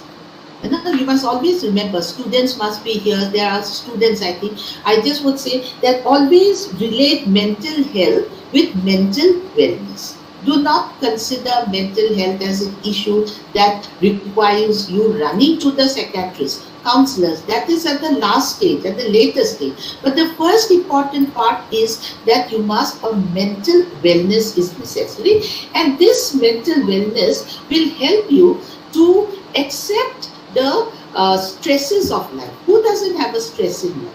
All of us have a stress in life. All of us have stresses in life, but we have to accept that stress.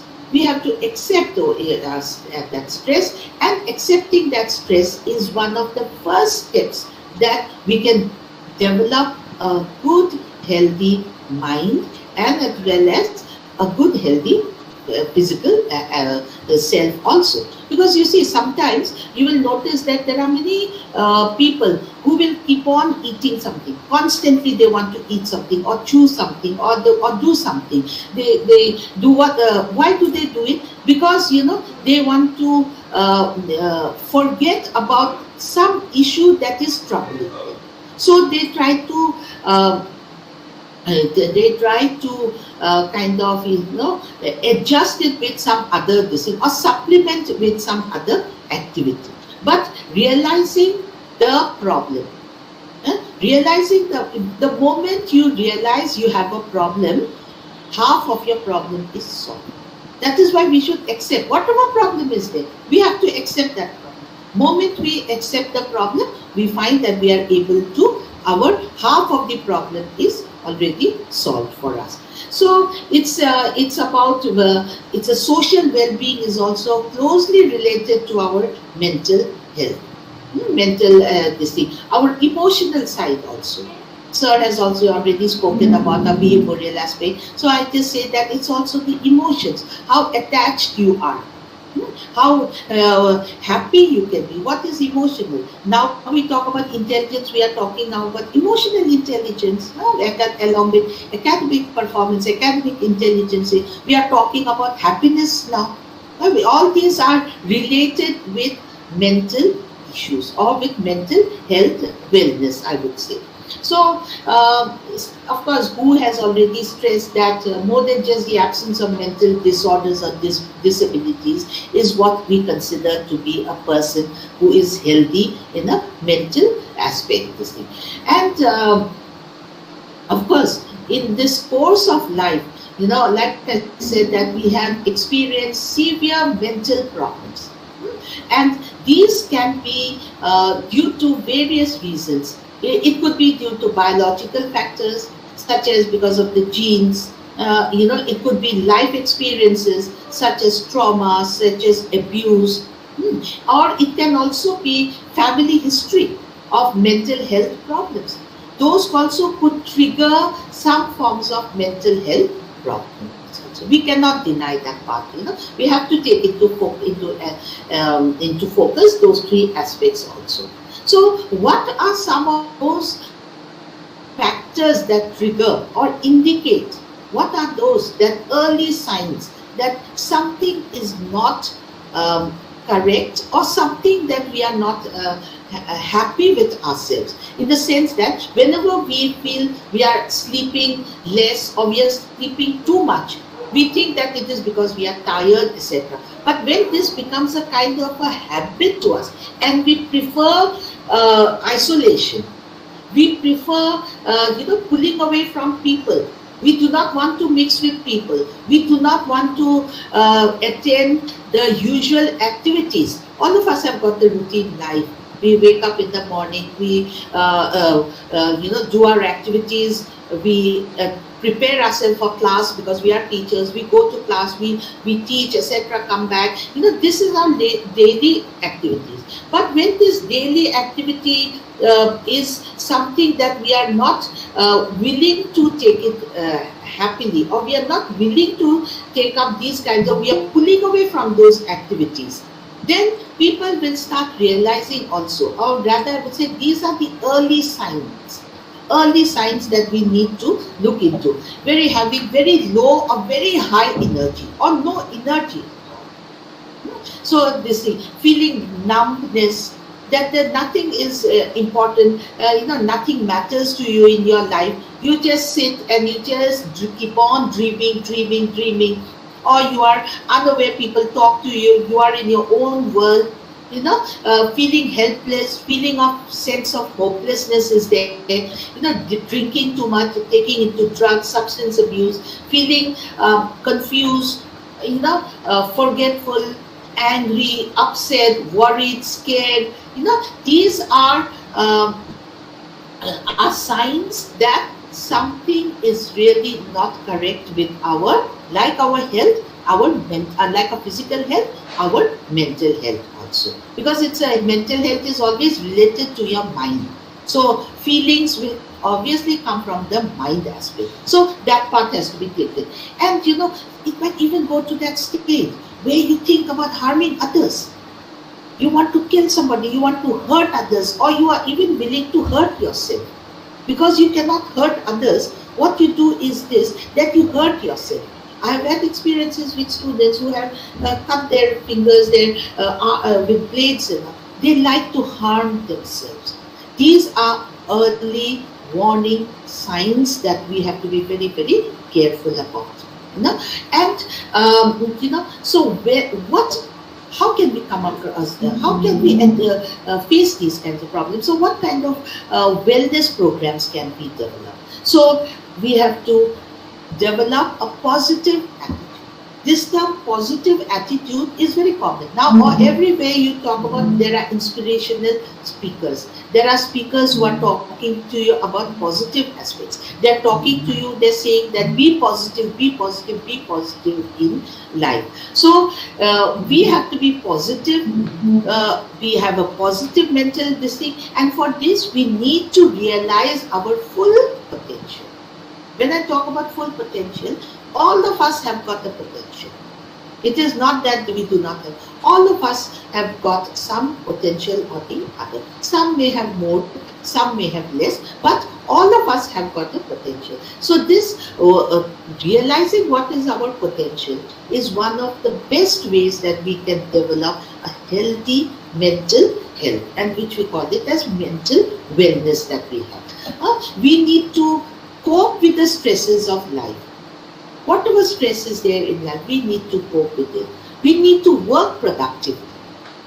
Always, every morning, think that today I am going to do something new, something productive. So I will learn a new word. I will speak a good word to my people. I will give a nice smile to my neighbors. I will, talk to somebody. Talk to an old person, talk to an old relative whom you have not spoken for a long time, and ask about this person's health, how he is, how she is, etc. And that will give you some, form of, how would we say, some form of, this thing in life, so to say, some purpose in life, that I have done some. You must not feel that you are useless. We have to think that we have a purpose in life, and when you think every day that God has given me a purpose and I have a purpose in life, I am born in a society and I have a purpose in society, we will start believing ourselves and we will start having a very, very happy life, this thing. Okay, and also making meaningful contribution to different committees, to the community at large. Okay, so how can we get a good positive mental health? I have spoken about these are things that we can do ourselves, but beyond it, if it is beyond our control, we will have to bring about this good positive feeling that we have a good mental health, wellness feeling that we have. So here we may realize that we need to get professional help. Understanding that you need professional help, is one of the first steps that will help you to maintain a positive mental health. Getting professional help, realizing the fact that you need professional help, connecting with others, talking to people. There are many people who are willing to listen to you. There will be. There are many people who will not listen to you. Their problems are the greatest, but there are many problems who will always give you a listening ear, as we say. Talk to those kind of people. Communicate with those people. Then be physically active. Help others. Develop some skills that you like. Coping skills that you like. So those are yoga, meditation. Those are definitely going to help you in developing a very good kind of a mental health, mental this thing. So depression, anxiety can disrupt our life, no doubt, but in the moment we realize this and we start working on it, we will find that we will become a much better person, and we'll have I think we will have a very healthy life to ourselves. I will tell you at the end of my lecture, I'll tell you a small story at the end of the lecture. So risk factors. I've spoken to you about the early signs. Now let us talk a little about the risk factors also of mental health conditions. So what in this present context, actually, many of us are undergoing a lot of problems. Financial problems we are facing, social problems we are facing, lifestyle changes have taken place, and these are having an impact on the mental health of an individual. So continuous social and economic pressure. What about the work? We have a job, but what about those people who are working in an unorganized sector? Today, you and I, we are talking about social mental issues. We are talking about, but some people are having even more problems in their life because of the financial constraints, because of they have lost their jobs, because of their socio-economic conditions. And when we talk to them, they do not want to listen to us because they feel that everything is lost. Now, these are people that we will have to talk to. That's why I said talk about mental health. Talk to people who are suffering from these kinds of issues that they are having. So that is one aspect that we need to keep in mind. And what are some of these mental health common kind of mental health? I won't go into very serious kind of health issues. I'm not say an expert in that area, but the common things that we as teachers, as students, as members of the society we face is this anxiety disorders. We tend to have this kind of an anxiety. We tend to have these mood disorders. And this anxieties that is there, it's some kind of a fear, severe fear of the unknown. What is going to happen? What is going to, how am I going to meet the person? How am I going to do this? How am I going to do that? That is one kind of a fear. It's a kind of an anxiety. And most of us, people with an anxiety disorder, will try to avoid this exposure because they feel that if they talk about their anxiety, it will trigger more anxiety within them. So that is one problem about anxiety disorder. And later on, if they continue, you will find that this can become a very, very serious mental issue, and that could lead to things like what we call as schizophrenics, or which will require institutional being hospitalized or being given the shocks, etc. All this thing. Then some of the common things that we have is the generalized anxiety disorder, and this is very common to us. Disorder, restlessness, fatigue, tense muscles, uninterrupted sleep, and this is because of the changed situation. This is because of something that is going within the mind that we tend to have this kind of restlessness. So that's why I said in the beginning that early signs, those need to be looked into. The common things can become very, very serious later on. That is one this thing. Okay. Then there is also this thing called panic disorders, which we have. Panic, sudden sense of fear, that we have terror. What if I die? What will happen to my children? What will happen to my family? What if somebody in the family is no longer there? What will happen if there is some form of disaster? It creates some kind of a panic. And then after that, when they say panic is there, but after a while we become, we think, no, nothing is going to happen, everything, okay, when panic is there, if there is some disaster, we will manage it. So, but if this becomes very regular to us, if every time you are only thinking about it, then it indicates that more serious issues are being faced. Phobias are there also.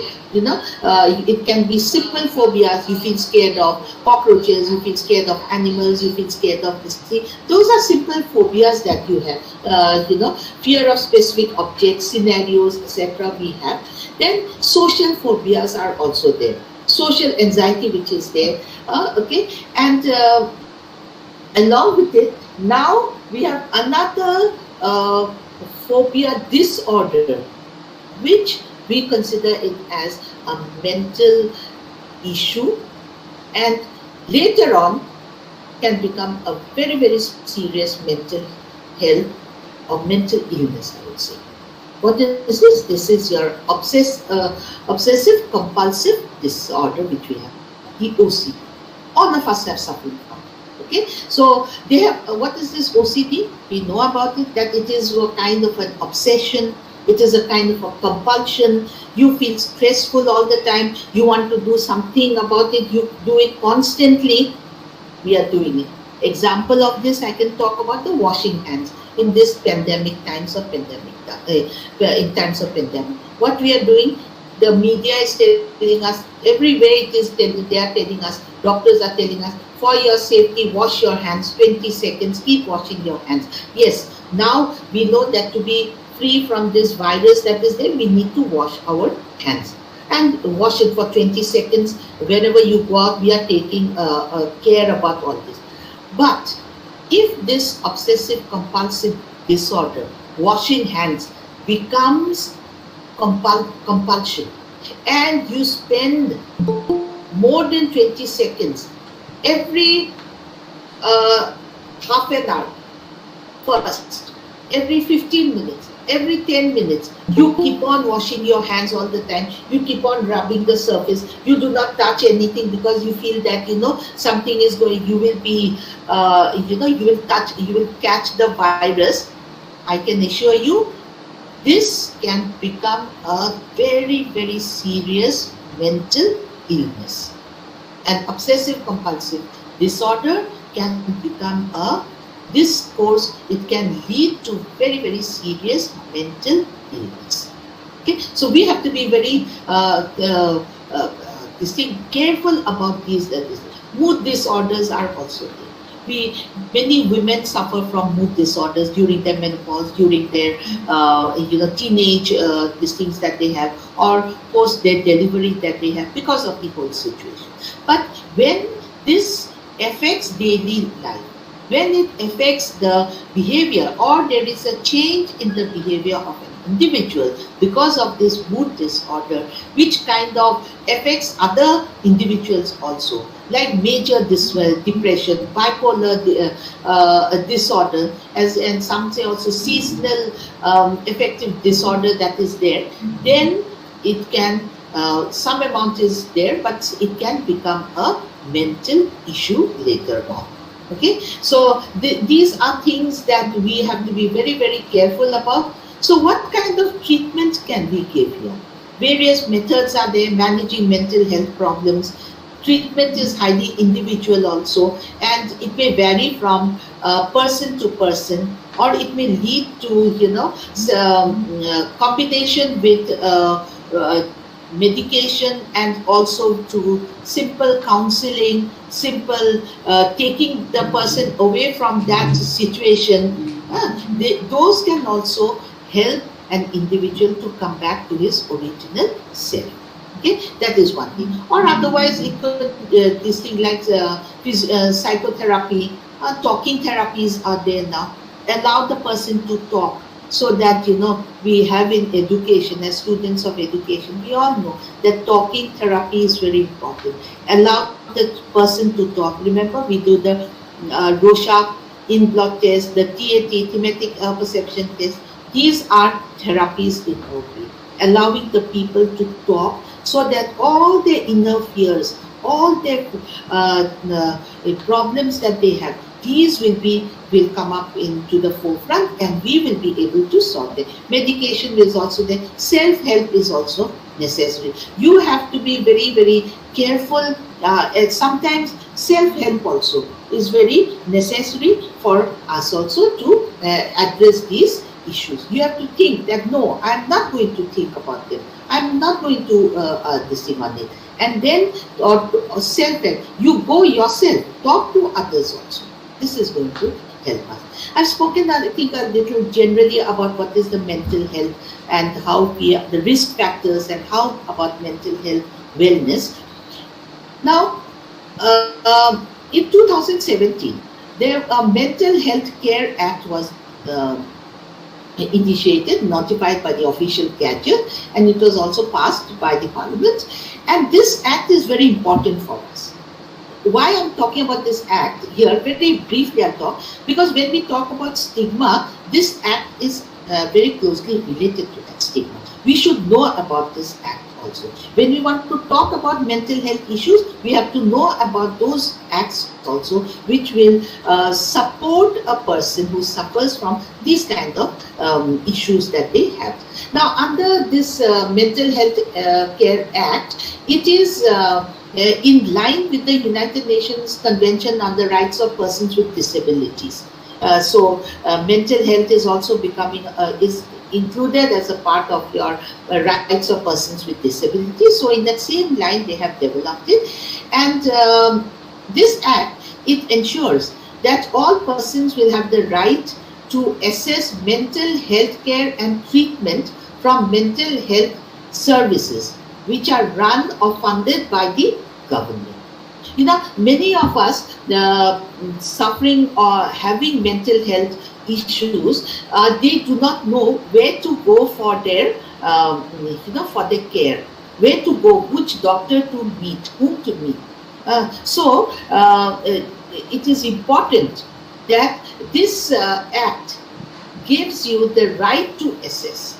That means to go and meet doctors or meet people who are in the mental health care and treatment from mental health services, which are run or funded by the government. This is important for us. Why I'm talking to you about this? So that next time you come across people who are there, you can tell them that there is a law, there is an act who is going to support you if you go and meet these healthcare personnel.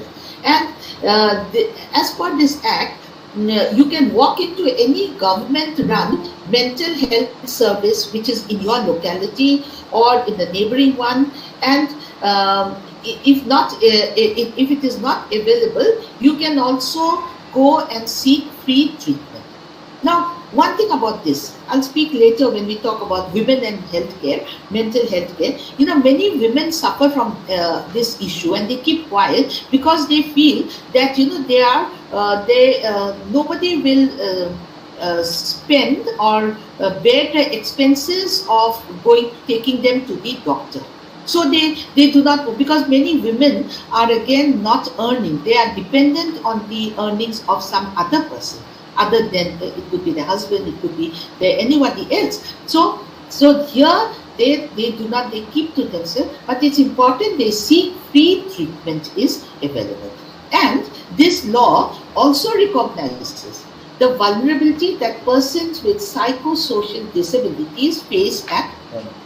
Now, many people, they suffer, they are isolated at home, but the law recognizes that these people are very vulnerable, and these people with psychosocial disabilities, they may face at home. So sometimes they may even be forced out of their homes. They may be abandoned.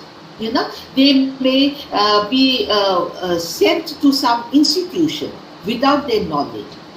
And so this act it says that if you are a person with a psychosocial disability and find yourself being forced out of your home, the Act provides that you will have access to support, including legal aid.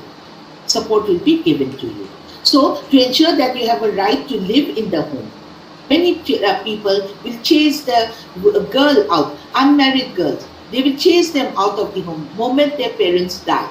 They do not, the brothers or other people, they do not want to take care of them. And they would just brand them as mentally ill, chase them out of the home. So this Act gives such kind of people, some kind of support. Even legal support is given to this thing. So it's important also when we talk about mental health, when we talk about mental health wellness also, we feel that this Act is very important for us, each and every one of us, to know about this Act. Now, I have already said about the wellness part, I've spoken about what it is, etc. Now, one of the main problems, when I said in the beginning, remember I said that we are willing to talk about the physical ailments, kidney problem, diabetes, cholesterol, etc. But we are not willing to talk about the mental issues. Why is this so? This is because we try to mix mental health with mental illness. And this is not the truth. That there is a difference. Is there a difference? Yes, there is a difference between mental health and mental illness. Always, whenever we use mental health, we always relate it with mental illness. And we are using it as if they mean the same thing. But they are not, they do not mean the same thing. Okay? All of us have got the mental health. Like I spoke in the beginning about having a physical health, we also have a mental health. And it's not always that we are physically fit 100%. We might not be also physically fit, mentally also 100%. So, World Health Organization always says that there is no health without mental health. So even if physically you are very fit, mentally if you are not, then there is no health. That means both physical, when we say that person is a fit person, we mean that person is mentally and physically he is a fit person. So we may experience some amount of mental illness, but everyone will struggle. They have challenges with their mental well-being. It is there, that is the mental health. Just like we all have challenges with our physical health also. But that doesn't mean that you will be branded as a person with mental illness. You are mad, you are crazy, you are, you are suffering from schizophrenia, you need treatment. You cannot talk about it that way. We have to be very well. So whenever we talk about mental health, we are also talking about the mental well-being. Our emotions, our thoughts that I've spoken about, our feelings, our ability to solve problems, etc. But what is mental illness then?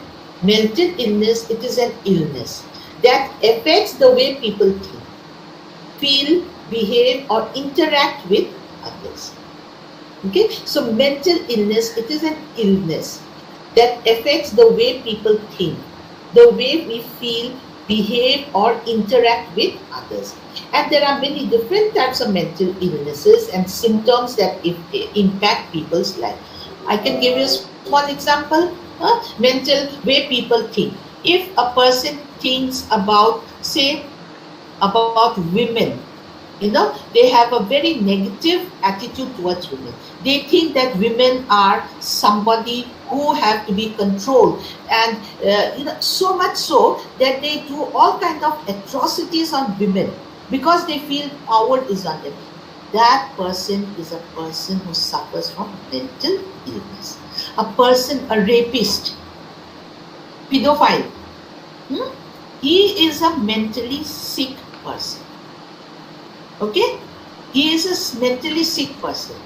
But other people who suffer from stress is not a mentally ill person. It is common to most of us. But that stress, if it keeps on going, becomes a distinct, it is as. So we have to be very careful with what is mental health and what is mental illness. These two are very different, and we have to be very careful how we relate to this thing. Okay, just because somebody might feel ill, it's not necessary that that person may have a serious illness. So, same way, a poor mental health may be also without a mental illness. And again, we may feel very depressed at certain times. We may be down, stressed, overwhelmed by something that is happening in our life. But that may again, trigger some form of mental health issues later on. Okay, so this is why we need to understand that there is a difference between mental health and mental illness. Moment we are able to differentiate between the two, what I have spoken to you earlier about the stigma, stop the stigma, okay, will automatically be addressed. The whole issue of stigma will become addressed the moment we know that there is a difference between mental health and mental illness. What is stigma then? It's a social unacceptability. Okay, the shame, disgrace attached to something regarded as socially unacceptable. That is considered as stigma. Okay, so it's a stigma is what we call, it is a silent kind of an illness also. Okay, and we attach a number of people who are all the time thinking about this stigma that they have been this thing can also lead later on to serious mental illnesses. Okay, so we have to be very so this stigma that is there. Okay, I will tell you that there are two types of stigmas that we say. One stigma is social stigma and the other is self-stigma. What did I talk about stigma? I said that stigma is something that,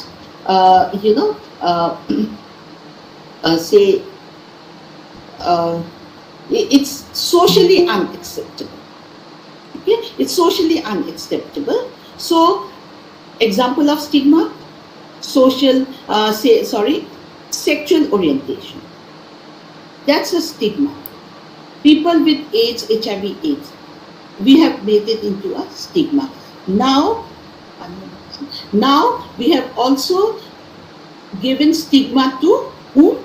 To people who have suffered from COVID-19. This person is suffering from COVID-19. We have put a stigma on that person. We are not willing to accept that person. But is that so? It is not like that way. So we have to be very careful with this stigma. This stigma, that is why we say there is social stigma and there is self-stigma. What is the social stigma? Social stigma is the type of stigma that is stereotypes. There are three types of social stigma. Stereotypes, prejudices and discrimination. What is the stereotype? Stereotype is we think that in one typical way we have to go. Example, gender, male, female. If we think of the third gender now, then we can say that this is a kind of a stereotype and we have put a stigma to it. And mental health, criminalization. These are social stigma and stereotypes of this thing effect to it is there. Mental issues or mental illness and mental health issues of mental health is a social stigma. And why it is a social stigma? Because we think that all people who are normal are considered as a person who is socially accepted. And anybody other than what we consider as not abnormal is a stigma for that person. So, and this is because of this stereotype leads to certain prejudices. What is this prejudice? We are prejudiced. We think we have a negative emotion towards people who suffer from mental illness. We are scared. We have generalized that people who are suffering from mental illness are people who we have to be scared of. Hey, this is they are violent. We think that anybody who has a mental issue is a person who is to be kept away. We should not talk to this person. He may become violent. She may become violent. We have to feel scared of these people. So we have made a prejudice against this thing, and this prejudice leads to discrimination. What is this discrimination? When it comes to hiring them, we will never hire a person who has got some mental illness. We have to give with the undertaking that I do not have any mental health issue. I do not have any criminal issue. So we have kind of discriminated. The moment we know that this person has gone to see a psychiatrist, we will think twice about giving a job to that person. So this is a kind of a social stigma that is there. And then there is also the self-stigma. What is the self-stigma? The self-stigma is how the person who has been stigmatized has internalized that stigma. And a person who has internalized it in such a way that he has become negative towards his own self. And this is the problem with many people, with people who are having issues with their mental health issues. And so they start thinking that, yes, I think I'm mad. I think I'm, not normal. So what do? They keep away. They are in denial. They do not want to accept that they have something is wrong with them. So they do not want to accept it. They are in self-denial. They do not take medication, and they withdraw them within themselves, and that can lead to violence within the person himself, or he may hurt himself also. So these are the two important parts about stigma, how stigma affects person, social stigma and self-stigma. And then if we look into this stigma, there are different aspects of it. It is the self, and there is the individual, there is the family also, there is the society, the self, the family, the society, and the media also. Media has also got a role to play in stigmatizing people, because what they have done is that they have shown people who are have got mental issues, they project them as violent. They project themselves as criminals. They project themselves as being dangerous. So we have set us in our minds that this person who is having a mental illness or having a mental issue is somebody who has to be avoided, who cannot be seen. So this is where our journalists, our people in media, they need to be sensitized about them also. But at the same time, I could also say that media also plays a positive role. They bring psychiatrists, they talk about these issues, and then, so there is a positive side also to it. And now we have to be very, very careful about social media, who is also stigmatizing, helping people to be stigmatized. And especially in these COVID times, many a times you find that it is social media with all wrong information that they have given, that they have made people becoming stigmatized. So now so much so that the virus has become, such a case that we are associating it with something as a kind of a stigma. And that is why many people are not willing to go to the doctor. Many people are not willing to, go and get themselves tested, because it is a kind of a stigma that has been attached to it. And in the process, what they are doing is that they are harming other people also. If this stigma was not there with this COVID-19, today we would not have this problem that we are in this position. We would have been able to, present or, met these challenges in a very, very different way, medically, socially also. So this is one thing that is important for us. The second is the society. Society, how they interact with the person who has mental health issues, and their interpretation, education, employment aspects, healthcare. These are ways to stigmatize. Society stigmatizes this person, and this is where that legislation which I spoke to you about, the Mental Health Care Act, which is it is a very powerful act which is there. We can use that act. We can use the legal procedures to this thing, anybody who stigmatizes a person suffering from mental health. And then, of course, the family. Family plays a very, very great role in, helping the person who has an issue, who has a mental disability, or who has a mental issue, or an illness that he or she has. They, most of the time, families tend to hide these people away from the public eye. They do not want to show them. They keep them locked. They keep them tied in chains, or sometimes they even go and abandon them, or sometimes they go and put them in the institution and not think about them, not listen to them, because family members, do not want to be attached with with somebody who has got a mental health issue or a mental health illness that is there. That is one thing. And the individual himself, self. I spoke about self stigma and the self also. The self is very important. We have our own ego. We have our own self self-respect. But this person who has this problem, he starts becoming more and more depressed. So much so that, like I told you about self-denial, harming themselves, etc. So ultimately, problems are going to arise from this thing. So, what ways can we stop this stigma about mental illness that is there? We can take appropriate treatment can be given to them, and then strong support system is necessary by friends, family, peers, colleagues, okay, healthcare workers, counselors. Okay, those strong support system. Love, care is necessary. We always say, give a hand. Put out your hand, give your hand, give a helping hand to these children. You must have an engaging, supporting, and interesting work environment. So, appropriate treatment can be given to them. A strong support system of friends and family will help to address the issues of stigma and engaging a supportive and interesting work environment. No, you do not have any problem.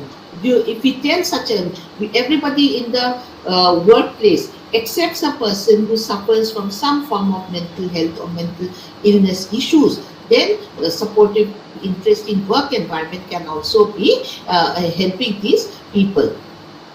Then I still have a few more things. Can I speak? Hello? Hello? Yes, can I just add a few more things? Yeah, sure, ma'am. Just towards the end, I want to go. I have this time. Okay. I want to talk about gender, mental health. Mental health, of course, mental health issues and mental illness or stigma, this thing that we have, when we talk about it, gender plays a prominent part here. Why I'm talking, it can modify or manifest mental health problems in many ways. So, even though mental health issues are both, it's not say only for men or for women, but it's not unique to males or females or caste, creed, etc. It can happen to anybody. But why I'm bringing in gender, because women's mental health has become an important issue now.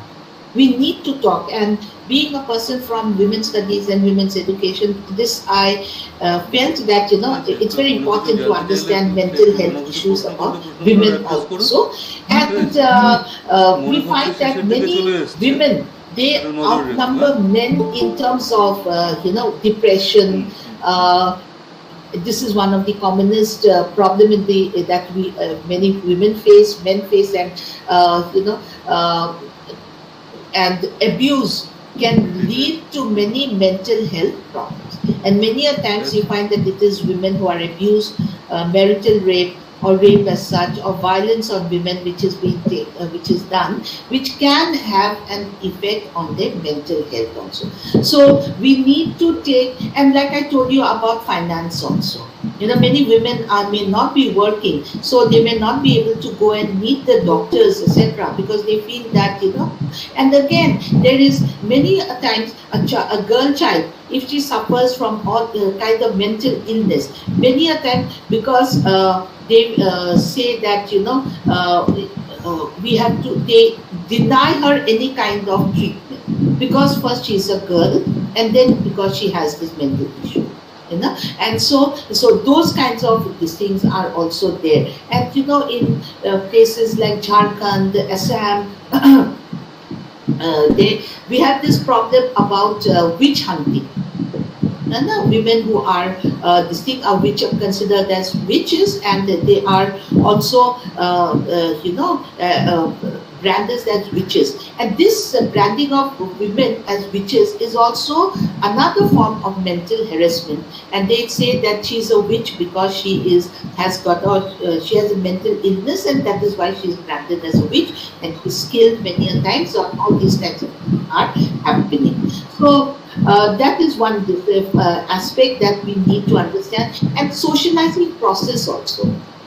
We women have been socialized in such a way that many times they are not allowed to express their feelings in certain ways, and more than others, and this can result in their mental health problems, and it could be very different from that of the men.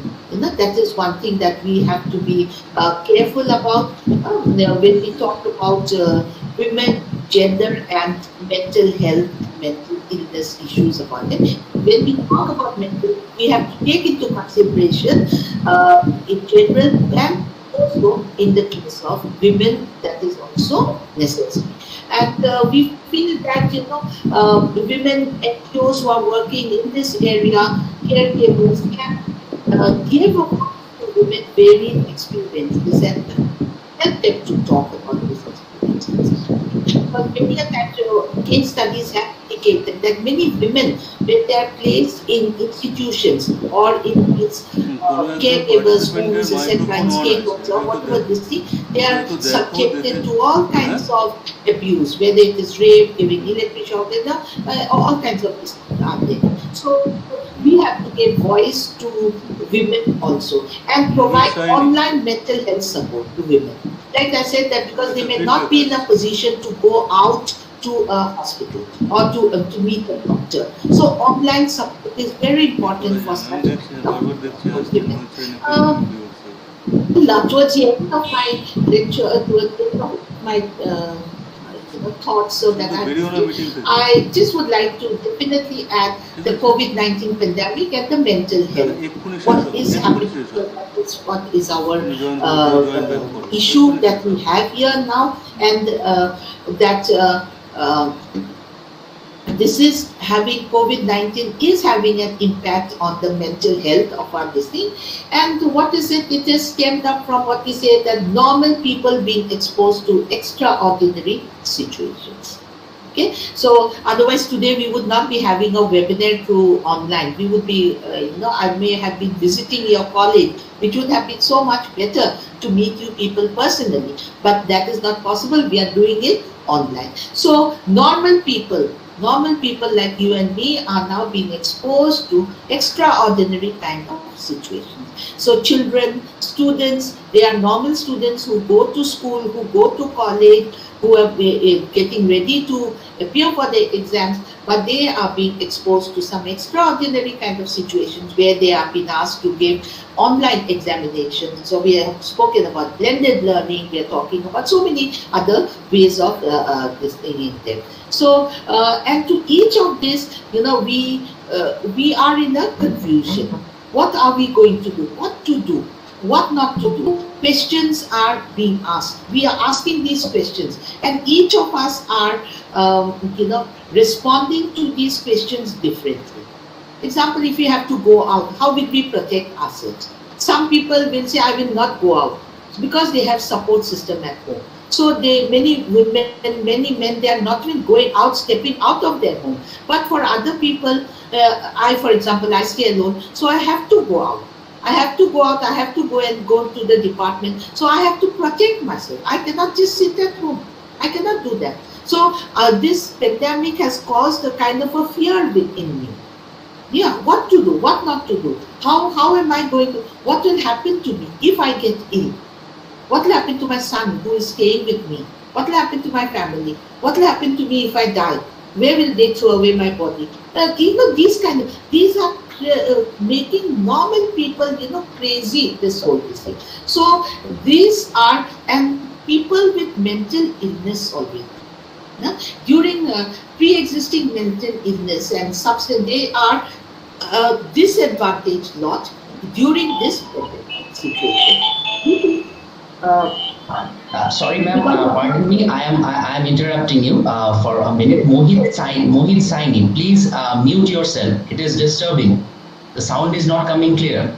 Mohit Saini, please mute yourself. And Jhuma Bishwash, Nuruddin Haldar, please turn off your video. Mohit Saini, I am telling you, please mute yourself. Otherwise, ma'am, voice is not coming clearly.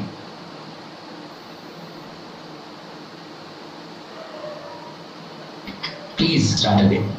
Yeah, it's really. So the concerns of people with mental illness, they might be having regular medication. They may have to be visiting the doctors.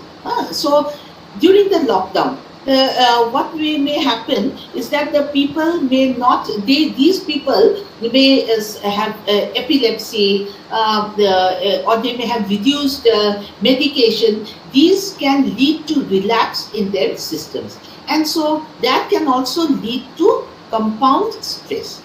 So you see something, so this will, make people who are in medication, take recourse to many kinds of, they may have these suicidal tendencies, their depression might get aggravated, etc. So we have to be very, very careful about how we are going to address this whole issue, this psychological crisis which is there. Then we have to, look at people from in this pandemic. We have to provide adequate medical supplies will have to be given to them. Special pass may have to be given to these parents of children who are suffering from these kind of, who are in medication, that they will need to go and meet their doctors. We may require 24/7 helpline, because many counseling. Now many universities, the UGC has also spoken about having mental health awareness programs are necessary, for which colleges may have a dedicated, universities have a dedicated helpline where they can talk to people 24/7. Because when these mental illness is such that you may have to talk, you may have some issue, and you want to talk to somebody. And if you don't have that, be able to talk, then what will happen is this, that you will, he may take a very drastic step, which is there, like your Sushant Singh Rajput. Maybe he was not able to talk to people, somebody was not willing to listen to him. So he had taken this kind of steps, he had to be taken. I'm not giving any judgment, I'm only talking about this thing. Then, isolation wards for such people also, people with COVID or who have been affected, and it could be people who are also suffering from some forms of mental illness. And in that kind of a situation, their issues may aggravate. So we as health personnel will also have to take into consideration this aspect. Our policies must also now rethink. We cannot only think about the economic aspect, we cannot only think about the political aspect, or we cannot only think about the health aspect. Under health, this becomes a very, very important part now, as how to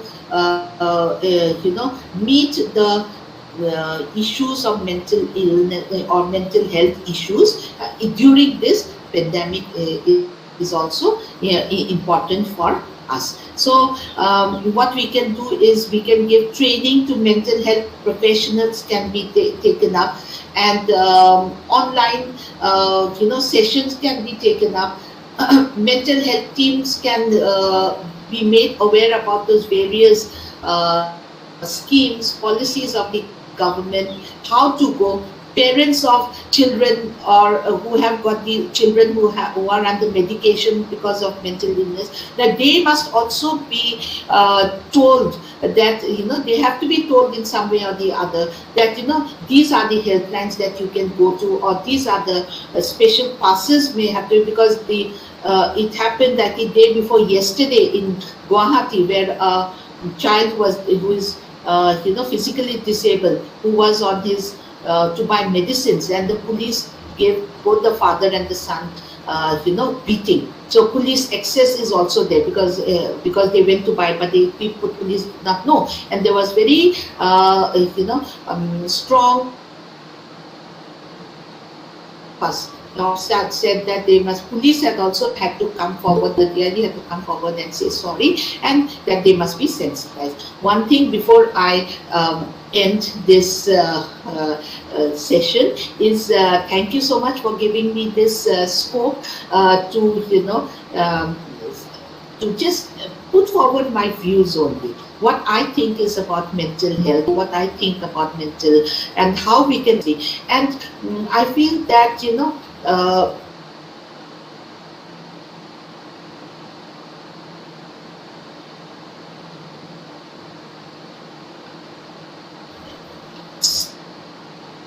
sensitizing people about mental care, mental health issues, and mental need of some form of mental health support.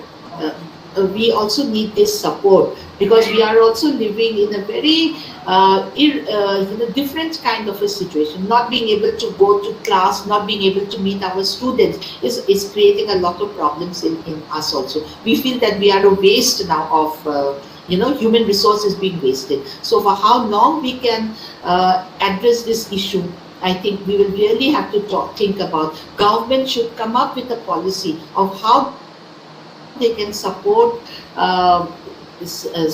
us also. Teachers, students, we are taking care of students, we have to talk about our teachers also. I just want to add one thing. I know a small girl, her state of mind when we talk about education.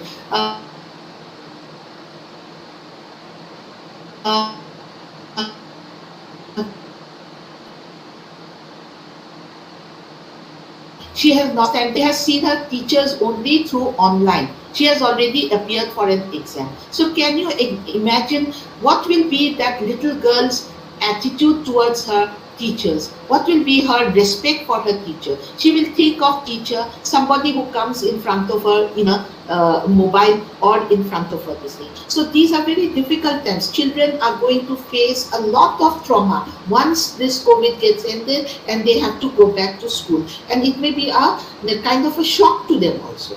It may it will be a shock for them. How to meet my friends. I want to hug my friend. I cannot hug. I have to wear my mask. I cannot say hello. I cannot touch my thing. So those kind of attitudes will have to change, and for this we have to prepare ourselves very, very nicely and this thing. So thank you so much. Today is actually my mother's Shraddha. She has expired on the 15th of this month. She was 88 years old. So I was thinking when I was writing this paper that am I in the mental state to write such a paper on mental health and mental this thing. I have not been able to go and to even for the last rites of my mother. But here today is a Shraddha, and today I'm sitting here and delivering a lecture on mental health. So I think this is also very stressful for me.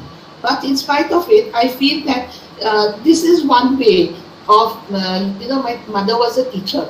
And so I feel that she retired as a vice principal of a school, TC Government Girls High School, so in Assam, Guwahati. So I feel that this lecture on how mental health and mental well-being can, I actually would like to really dedicate this whole lecture to her. And thank you so much for giving me this opportunity. Thank you, all of you.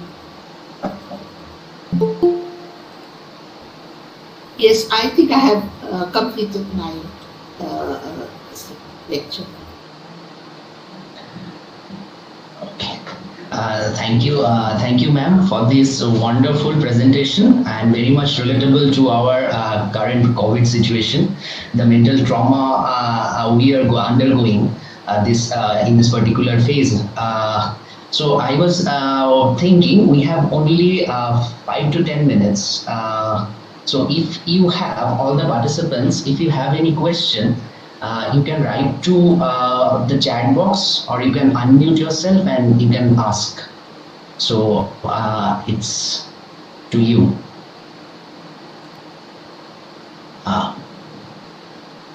Ma'am, shall we take some questions? Yes, please. I do not mind. It's an interaction. Yeah. So is there any question, any comment, any view? You can add, you can unmute yourself or you can type it in the chat box. Hello. Hello. Hello. I'm Shampiya Misro and I have a question. Could I have a question to ma'am, please? Yeah. But very briefly, we have only 10 minutes in our hand. Yes. Ma'am, firstly, thank and paying my respect to you for such a wonderful session and paying my respect to Dwijendralal Bhattacharya sir also.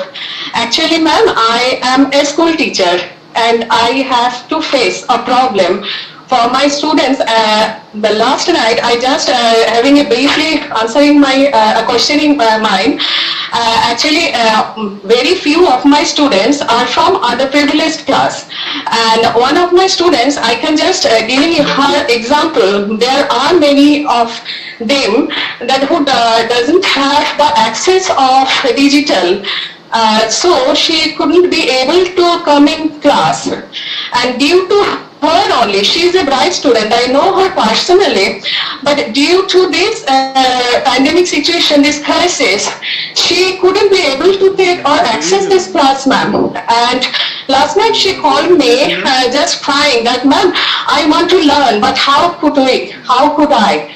So for her only, I have just arranged another session and recorded my class and sent to her. Her father was actually a security person and his job was left from this crisis, ma'am. So I thought and I believe that there are many more students. I know them personally. There is a kind of digital divide that has been occurred and they are in extremely stressed due to this because they genuinely want to learn but they couldn't be able to access this digital platform.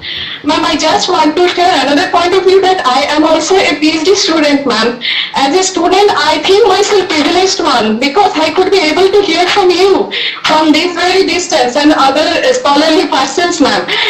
Because I can have access this. I just thinking myself that I am being privileged one, but she and like like many of like hers couldn't be able. How just I could console? This is a genuine problem, ma'am. This is as a teacher, I capable helpless because I have to go through the syllabus because they are going to give the final exam just next year. Thank you, ma'am. This is my just humble question to you. Yes, this is really true. Many of us are facing the same problem. As a teacher, I'm also worried about my students. And, because though we are talking now about blended classroom and all this, I think this came as a surprise to us. This whole thing came as a surprise. Suddenly it came. So, but now we will have to rethink our whole education system also. We will have to make maybe out of the 100 maybe 25% of our classes we will have to prepare by video mode and through online mode we will be able to give them also. So so that it will be made available and this, like I said, it's happened suddenly. But now we have to, for the future, we have to prepare ourselves. that in future this pandemic may not continue for long. I hope it will not continue. But even then, so that other people, so that everybody is not in a position to come to school. So for them also. So open learning will have to be made more and more, strong. And this whole, kind of a stigma, again I use this word, towards that we are very, we look down on people who appear or are in online mode, like in open universities. That will have to change. Then I feel that, now we are also preparing video classes through EMRC and all, so that some amount of classes we can give it to the students, maybe through some means, in the CD, through something, and then post it to them so that they will be able to this thing, and give each and every, space to at least, so that they will be able to learn at their own pace and at their own time and space also. Yes, ma'am. Anything else? Yes. Yes, ma'am. Thank you very much. Another question from Srisha Bhattacharya.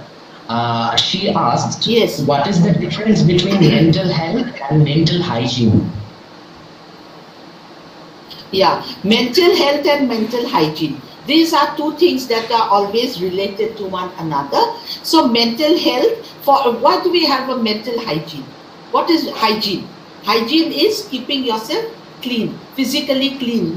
Yeah, hygiene is that washing your hands before eating your food, taking good food, exercise, etc., etc. This is hygiene that way. Mental health, for proper mental health, proper hygiene is very important. Mental hygiene is there. In what way can we do that? Thinking good things. You cannot clean your mind, with soap and water. We cannot do it that way. But what we can do, our thoughts must be good. Our work must be good. We can read good books. We can relate with good stories. Listen to good things. Then, like I said, do something good every day. Do one small good work every day.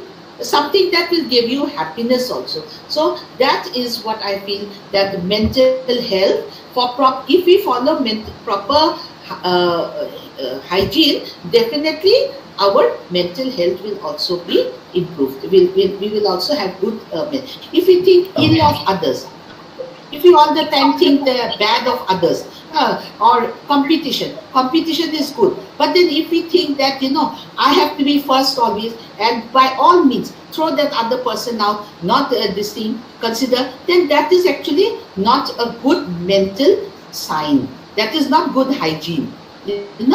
So, and if you are thinking ill of another person, that means you are thinking something bad. So we should not think bad this way. Meditation.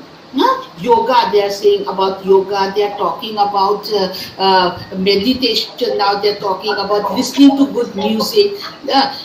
Again, we have to bring back our old this thing of reading books, sharing with one another our thoughts, good thoughts. Songs can be done, learning a new hobby, that will, anything that is going to give you mental satisfaction, and that is what I feel is mental hygiene. And a good mental health will be possible for good mental hygiene. Okay. Ma'am, we have got another related question from Pradeep Mukhopadhyay. Yes. He asked how the students not having network link belonging to core section can cope with this tough period, detaching them from his or her teachers. Okay, like I already spoke, I said that we will have to rethink now. Now government will have to give us some policy. They have given, I think now fee waiver is given to them. I had suggested once to this thing also earlier, that many of us have got smartphones. 2-3 of them we have, because we buy, many of us buy and then keep it at home. Maybe we can have a phone bank, give it to in the college, give a that we are collecting old Android phones, and then distribute it to them. And then of course the whole this thing about data pack and all will be necessary. Now government will have to give us, students will have to be given free data pack, so that they can, not for all people, only for this educational purpose. Educational packs will have to be given, so that they can take this thing at a less price or free of cost. Jio can, I think, do that. Ambani has lots of money. He should do that to the people, for the students. All our actors, actresses also should contribute. I feel. Okay, ma'am. We have just 5 minutes left. It will end automatically at 2 p.m. So we will not continue more with this interactive session. So I will make it over to Shonti Mishra, the convener. Thank you. I have a question. Okay, sir. Yes, Please.